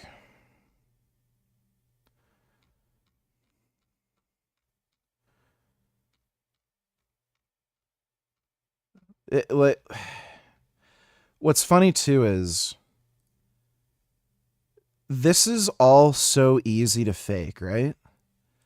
Oh, take a photo on a boat or like find some outdoor area at a dock. Again, like, just take a short flight on a private plane or something. Or just stand outside the plane. I don't even know if it's taking off. Like, it's totally whited out, right? Like, if you were smart and you wanted to fake this shit, you wouldn't even take off in the plane. You just get in the plane. Maybe you have a friend who's a pilot or something. Film this garbage, making it seem as though you're actually taking a trip. But just set the exposure so that nobody can see the outside.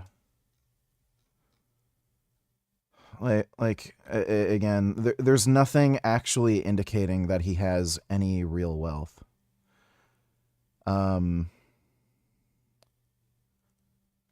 So yeah, rental car, bullshit. All these people who claim to like know how to make money and all this crap, they don't know how to make money. They're making money by claiming they know how to make money. It's fucking garbage. Fuck this guy. So yeah, he's a narcissist. Thanks for the donation, Blink. Is this now a sleep stream? How was your workout and how long was it? Maybe Frank needs to visit a Wagyu cattle slaughterhouse. I am sure they are killed humanely. I think I did actually nod off on stream. I was pretty tired.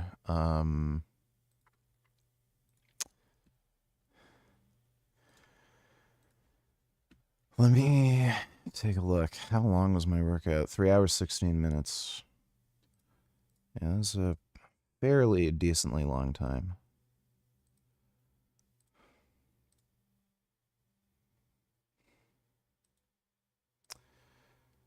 Yeah, that was pretty exhausting. Kind of wiped after that. I was doing a lot of exercise. Many sets, many reps, very difficult. Goonie goo goo. Spaghetti.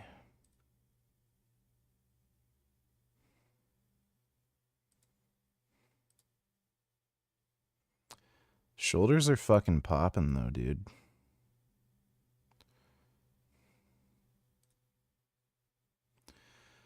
Traps are looking fucking sick.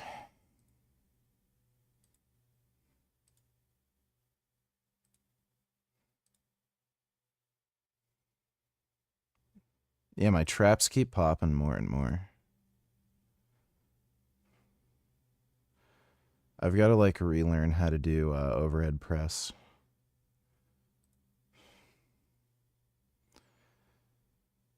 I don't have the same ability in my shoulders I used to have.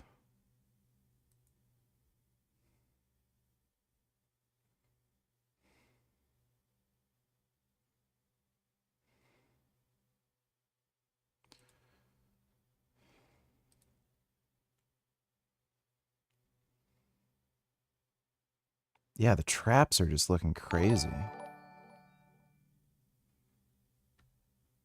Fucking loving it. I don't know if I'm gonna fall asleep, but thanks for the donation, James. Dodo Donateller the Hispanics of him in a private jet, so he can't be poor, you know, but he may not be as rich as he claims, and also I like to see you with the sunglasses that's based VG style.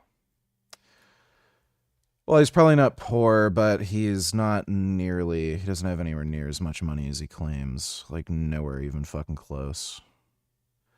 Like, you literally need to drop a zero from, you know, what he's claiming to earn. But thank you, Dodo. Appreciate the donation. I am liking what the steroids are doing to my traps. That looks fucking sick. I'm getting traps like Kazuya. Having big 3D traps makes a huge fucking difference.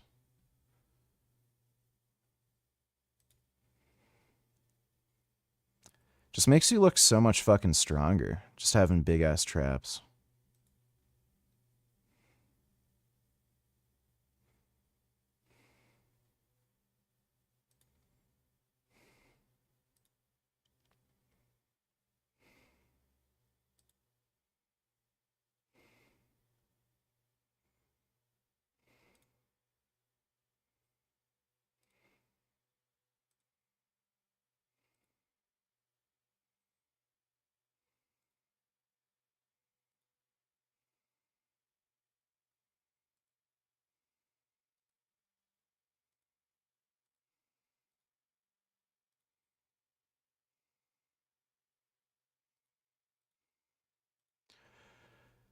Diddly diddly diddly diddly diddly diddly diddly diddly diddly diddly diddly diddly diddly diddly diddly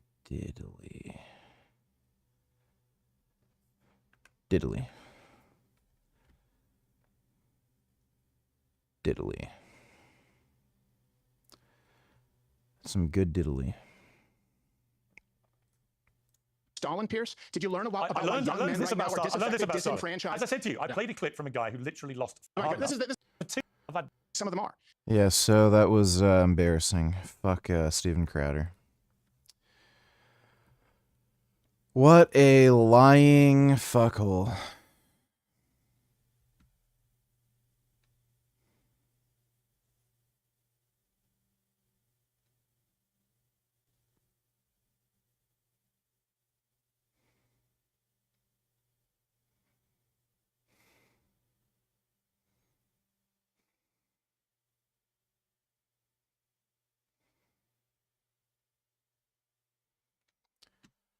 Oh my god.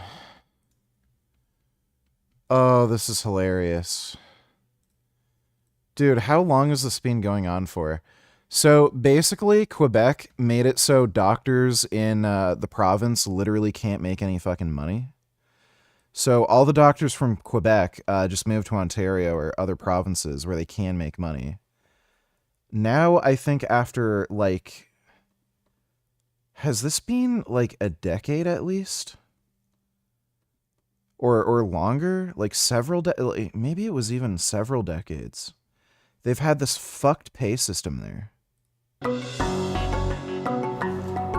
Mais je le redis, on va pas reculer devant des syndicats comme l'ont fait les gouvernements du Parti québécois et du Parti libéral. On doit ça aux Québécois. This is how hardcore Premier François Legault has been throughout the fall with Well, diddly diddly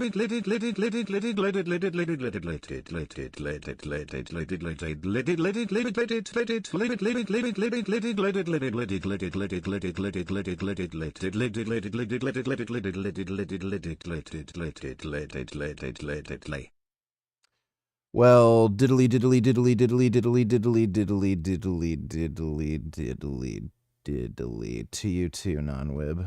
Thanks for the donation.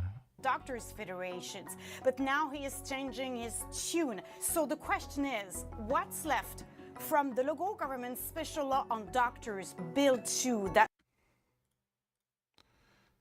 Did I forget? No, it's fine. was adopted under closure in October.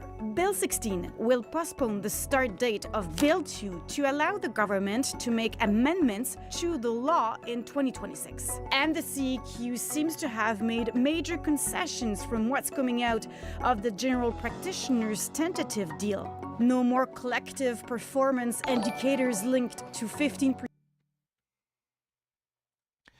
Dodo donated $2. The podcaster Candace Owens, okay? At one time, a friend of Charlie's, at one time, an employee of Turning Point. She has been one of the main peddlers of these conspiracies. Yeah, well, you know.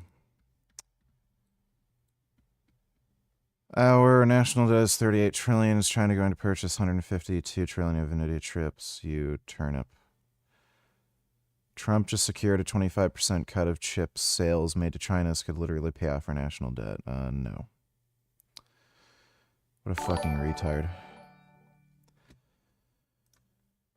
The only reason this makes even a remote small amount of sense is if they think this would disincentivize China from invading Taiwan. But, yeah, this is just stupid. It's not going to do anything. Fucking dumbass. Police has pioneered a brand new hijab to keep female Muslim officers safe on patrol. They're the first force in the country to use the blue light hijab and has been created in partnership with De Montfort University. It's hoped to make a real difference to Muslim women who want to serve their communities. Emily Williamson has the story. PC Sehan Naz started her.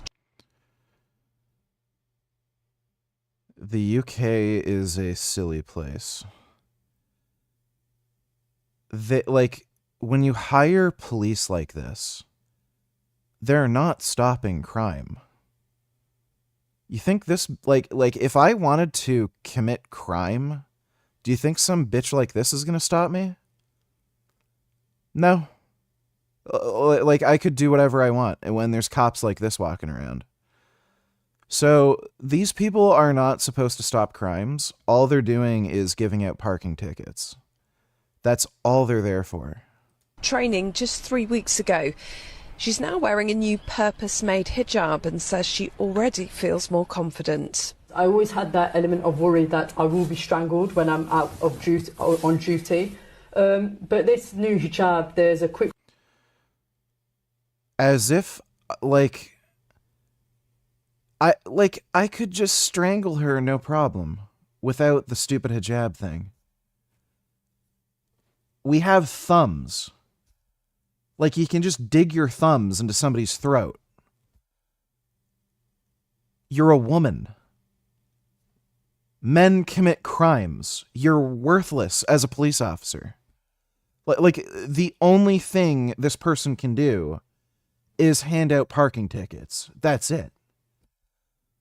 Release system where there's magnets under my... What's funny, too, is they can't even carry guns. If some fucking asshole wanted to just beat the shit out of her, she wouldn't be able to do anything. It's just, okay, well, I guess I'm dead now. Chin, and they can release easily if in case I'm pulled. Hijabs have been part of the uniform for a number of police forces for several years, but this latest design has been developed to help female Muslim police officers feel safe while maintaining their modesty. Nothing like this exists to the level of health and safety compliance and... Yeah, the UK is just fucking cooked, dude. It's just... Monty Python was not like a comedy sketch show. That was a documentary. Like, it's just baffling. They don't even realize like how fucking silly and stupid they are. How many United States military veterans have you deported? Sir, we have not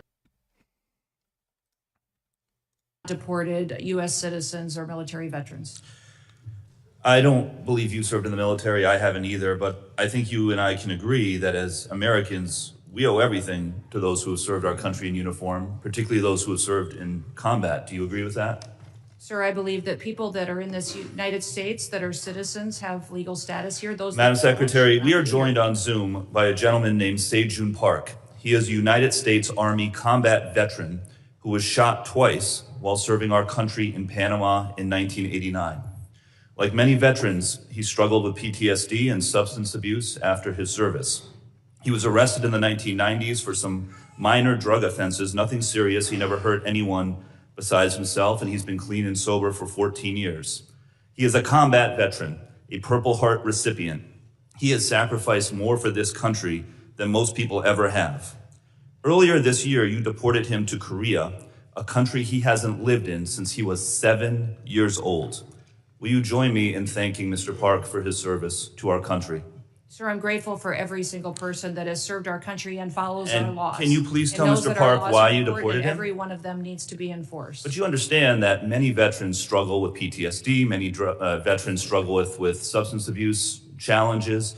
This man took 2 bullets for our country. Will you have broad authority, by the way, as secretary, to issue humanitarian parole, to do deferred action. Will you commit to at least looking at Mr. Park's case to see if you can help him find a pathway back to this country that he sacrificed so much for? I will absolutely look at his case. Yeah, that's rather embarrassing. That does not look good on her. Trump administration so fucked. The UN has adopted Ukraine's resolution on studying the consequences of the Chernobyl disaster. A resolution also condemns the Russian suicide drone strike on the Chernobyl sarcophagus. 8 states voted against.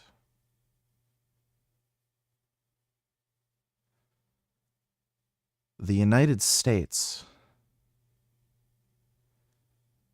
The United States voted against it, along with North Korea, China, Russia, and Belarus.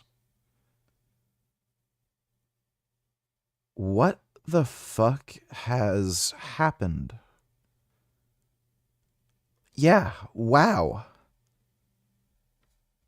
The only explanation is there's compromised individuals in the White House, and I think we know who they are. Thanks for the donation, Dodo.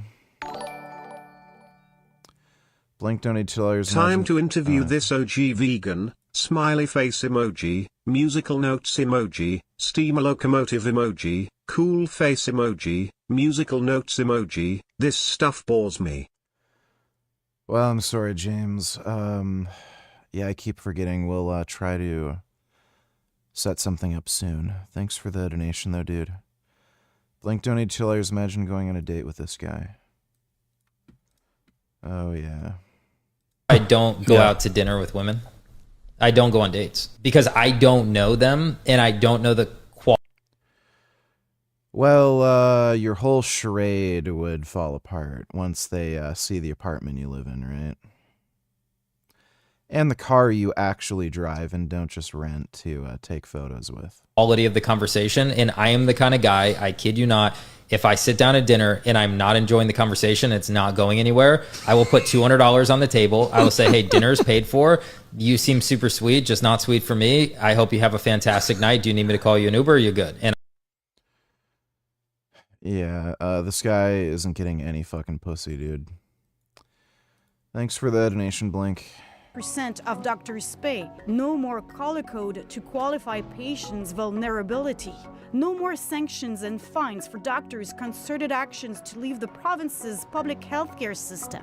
No more obligation for family medicine groups to take on patients that don't have a family doctor by 2027. But the GAP medical service will stay. Check until next summer the results. And what I tell you is that we'll have hundreds of thousands of more Quebecers having a GP. Premier Legault says he can't go into details of what's in the tentative deal with GPs Federation, as family physicians are in the midst of the voting process. But he refuses to admit that his government has given up on major points of its doctors' special law. I'm happy. I just hope that they vote for the agreement. Dr. Benoit Epel has been vocal from the start, condemning the Legault government's approach to force doctors to do more. D'abord, la première bonne nouvelle, c'est qu'il y a une entente puis qu'il y a peut-être une fin à cette saga-là qui dure depuis trop longtemps puis qu'il y a une hémorragie qui est en cours de médecins qui démissionnent, qui s'en vont dans d'autres provinces, etc. Je fais arrêter ça. Là. Je pense qu'à un moment donné, la crise avait assez duré. For the opposition, the Legault government generated a free-for-all with doctors. Chaotic, catastrophic. This is the way that François Legault and the CEQ manage all the negotiation for doctors. And the people who pay the price of this is the patient. The CEQ. Yeah, don't live in Quebec if you want to get medical help. Because you're just going to die.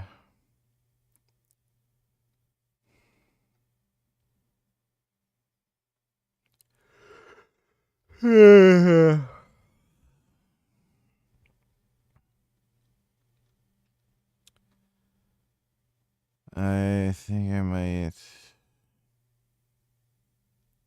be a little sleepy. On a planet, no hope of survival. But cubicles, so... Dude, that actually made it into a Metroid game. I'll stop when you die! Enough.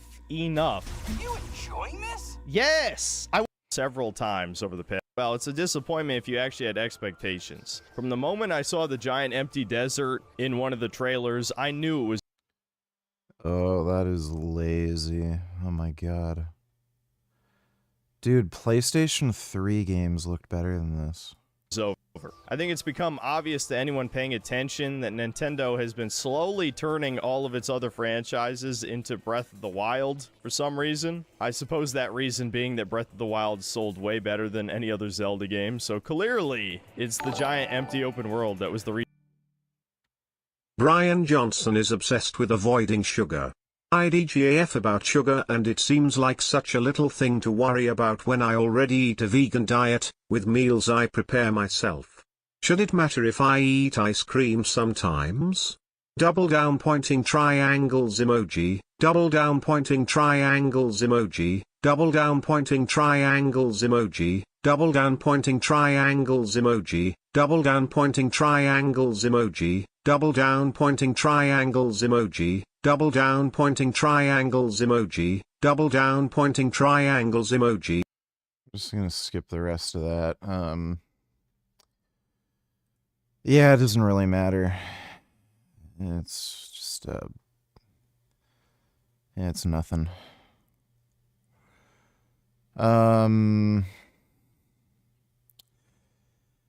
You know what though? Gummies taste great. They really do taste great.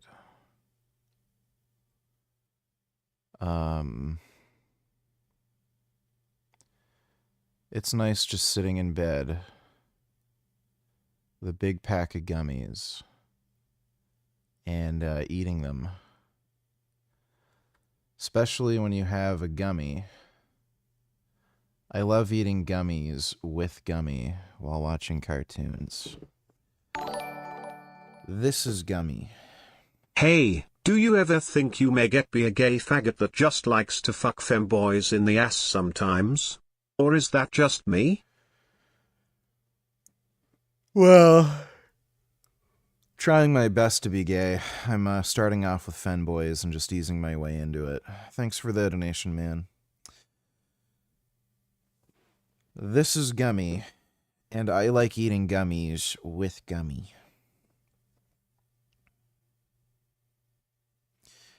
This is my gum. It's a very special kitty. See this? This is Gum. His name is Gummy. He is my Gum. I love my Gum. He's my favorite big brown blob.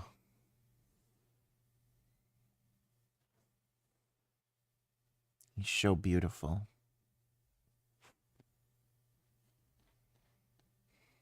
Reason for its success, and not that it actually had surprisingly good open world design. But of course, that is not the only problem with Prime 4. There's a lot of other ones. The most obvious being Miles McKenzie, Mr. Goldstein himself, one of the most annoying video game companions in history. In a fucking Metroid game of all things. You know, the franchise known for its isolation and hostile alien environments? Yeah, you get a chatty tutorial companion who tells you exactly what to do constantly, will solve puzzles for you if you don't do it yourself in less than 10 seconds. Oh, and if you thought to your Yeah, I've noticed Nintendo is really making games for fucktards. Just lowest common denominator retard fuckwits at this point. yourself, maybe this is just for the tutorial. No, roughly a quarter of this game is spent escorting around a bunch of cringy self-insert. Picture this. 3 giant sweet red bell peppers cut up into bite-sized slices. Garlic, salt and some olive oil. Stir it up and it's like natural candy. 777 septillion 777 sextillion 777 quintillion 777 quadrillion 777 trillion 777 billion 777 million 777,777. Yeah, that'd be good.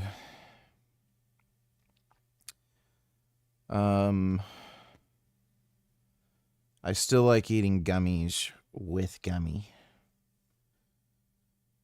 This is a good gummy to eat gummies with. I love my gummy.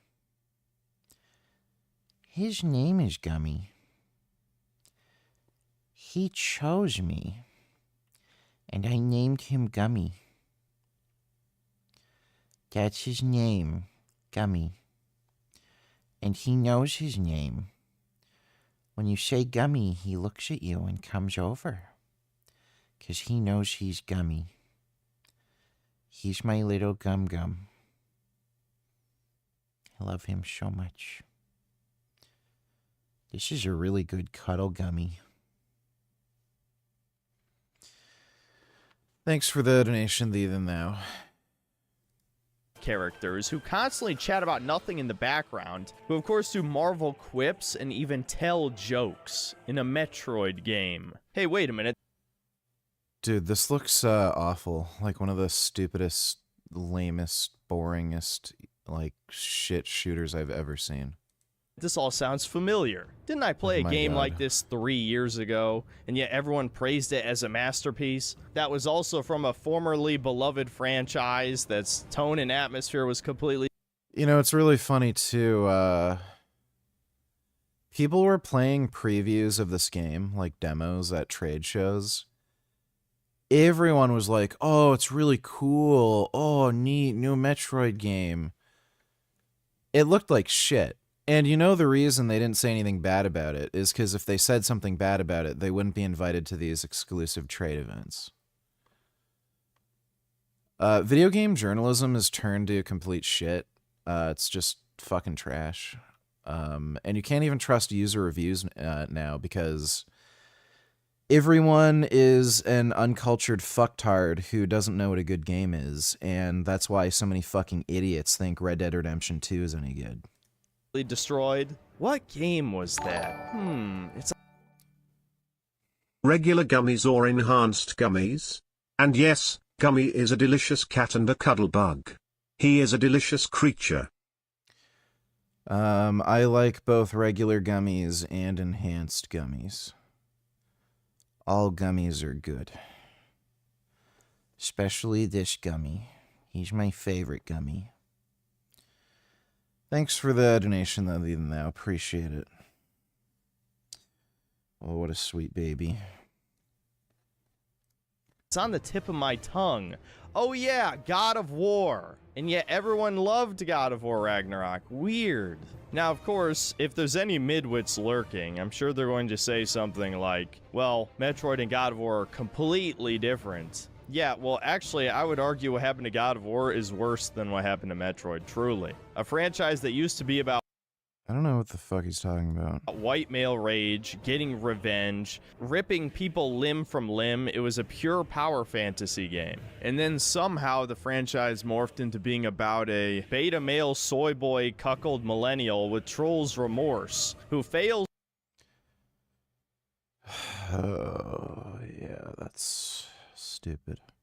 Reason. Metroid was Donkey Kong Country at this point, and their race is already extinct. I feel like this is just a mishmash of the Chozo and the Luma. The desert is like a glorified loading screen, except the game still has loading screens, so it's not. Maybe at the very least, the Metroid exploration areas of this game are good, right? Well, that brings me to the next major. Enhanced Yum Gum Dim Sum Enhanced Yum Gum Dim Sum Enhanced Yum Gum Dim Sum Enhanced Yum Gum Dim Sum Enhanced Yum Gum Dim Sum Enhanced Yum Gum Dim Sum Enhanced Yum Gum Dim Sum Enhanced Yum Gum Dim Sum Enhanced Yum Gum Dim Sum Enhanced Yum Gum Dim Sum. I feel like I am about to die. But thanks for the donation, though, Non-Wib. Appreciate it. Major problem with this game's level design, the linearity. This is a Metroid game where not only is the world not interconnected, unless you want to play semantics games and pretend the giant empty desert is the same thing as the labyrinthine design of Super Metroid or Metroid Prime 1 or 2. It's not. That's just a straight up fucking lie. No, these are dungeons, linear ass Zelda dungeons. Actually, probably more linear than most Zelda dungeons. They didn't want to bother, and they knew this game was going to be played by fucktards, so... Vault Forge is literally just 3 towers, filled with elevators that are glorified loading screens, and hallways. That's the entire map, and you have to basically do that twice, and then the 3rd tower is a fucking racetrack motorcycle tutorial. The snow area is an underground laboratory that is just a bunch of hallways and rooms. And the mines at the end of the game, which are just a clear ripoff of the Phazon mines from the first game, is probably the most linear area in the entire game. There's even one time in this game where the level of linearity actually becomes insulting. When you first complete the Vault Forge and acquire your motorcycle, which still feels incredibly out of place. This extinct alien race of tentacle creatures just rode a bunch of fucking motorcycles around. What is this, Yu-Gi-Oh! 5Ds? But right after this, Miles calls you and says you can go wherever you want. Congratulations. Who asked you, bitch? 3 keys left. Up to you to decide which one to go after first. Well, that was a fucking lie. As it turns out, not only can you not access the mines, you can't get inside most of the shrines. You can't in this area either. Until the fucking beam chip, that one tiny part is very linear. But so on and so forth. Since hopping on pets, have you noticed any changes in mental health or drive/ambition? Well, my mental health is better. I just feel better in general and everything. Ambition, don't think there's really been a change, but my executive function's definitely improved. And motivation to train is definitely higher.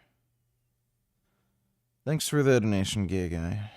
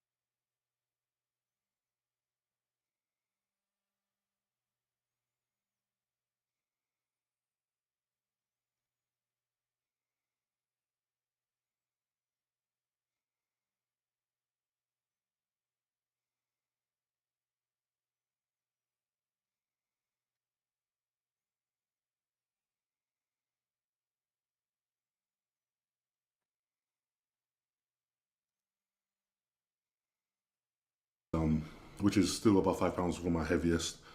But for rebound right now, grab yourself some fancy gym style gear.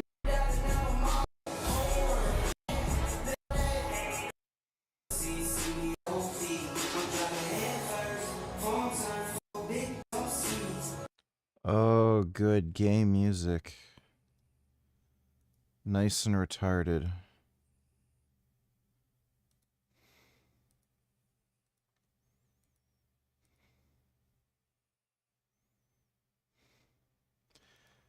And it's kind of funny, like Kevin Levrone was doing like at least twice as much as what he's doing now for behind the neck shoulder press on Smith Machine. And that was like 2 weeks out from a show.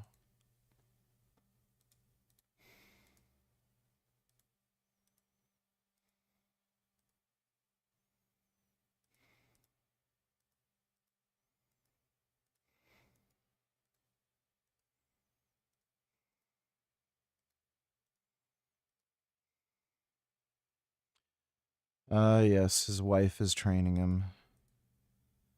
Fucking retarded.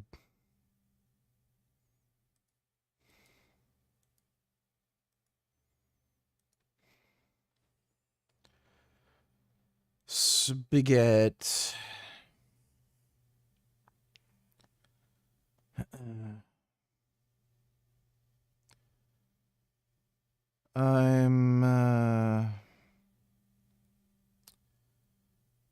I'm going to...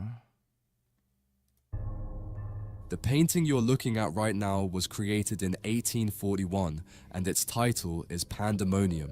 In it, we see Satan standing proudly after building the greatest palace in hell, where he will gather with all the demons of the underworld. He observes his immense creation from a cluster of rocks surrounded by boiling lava, while a bolt of lightning strikes in the background as if celebrating such an infernal and extremely dramatic paintings. Throughout most of his career, he focused on biblical stories filled with apocalyptic landscapes and exceptionally dark settings that make us feel incredibly small. Of hell in the famous 17th century poem Paradise Lost by John Milton. Population of hell. But what makes it truly extraordinary is the way... How come you can't see his wiener? Milton humanizes Satan. In this text, Satan is not portrayed as a simple evil figure, but as a complex, intelligent, and proud being who prefers to reign in hell rather than serve in heaven. Center of his infernal empire, extremely popular in their time. In them, his character obsessed him as an artist. Chaos grazed the entire structure. Okay, I'm gonna... Oh, Force 3 trailer.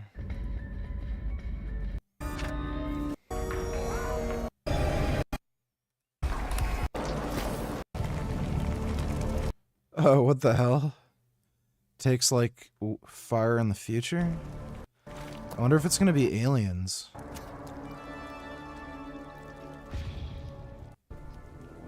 Weird. Yeah, it's aliens.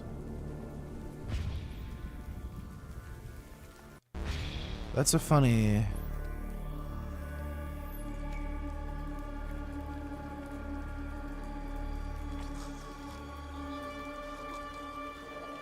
Huh. Yeah, I don't know if this is supposed to be Earth, but yeah, it looks like aliens. That's funny.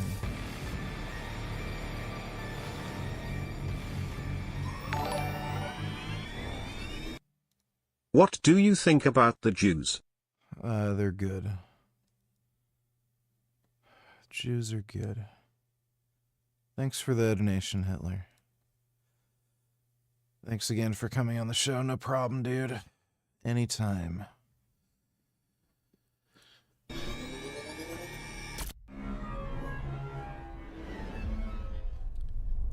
Yeah, that looks interesting. Alright, I'm gonna go to bed.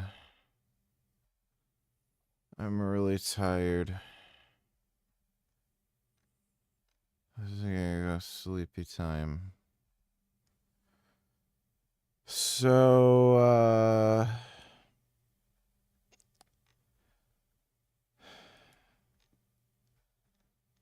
big thanks to everybody who donated on Streamlabs. Really appreciate it.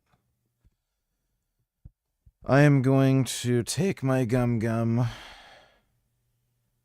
and go to bed. Gummy's tired too. But we'll try playing games tomorrow. I'll try to get my workout done earlier. I got Terminator No Fate.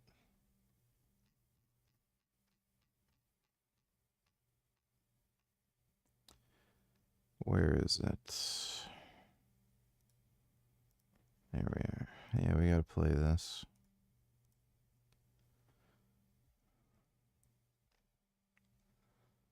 So we'll try to play that tomorrow.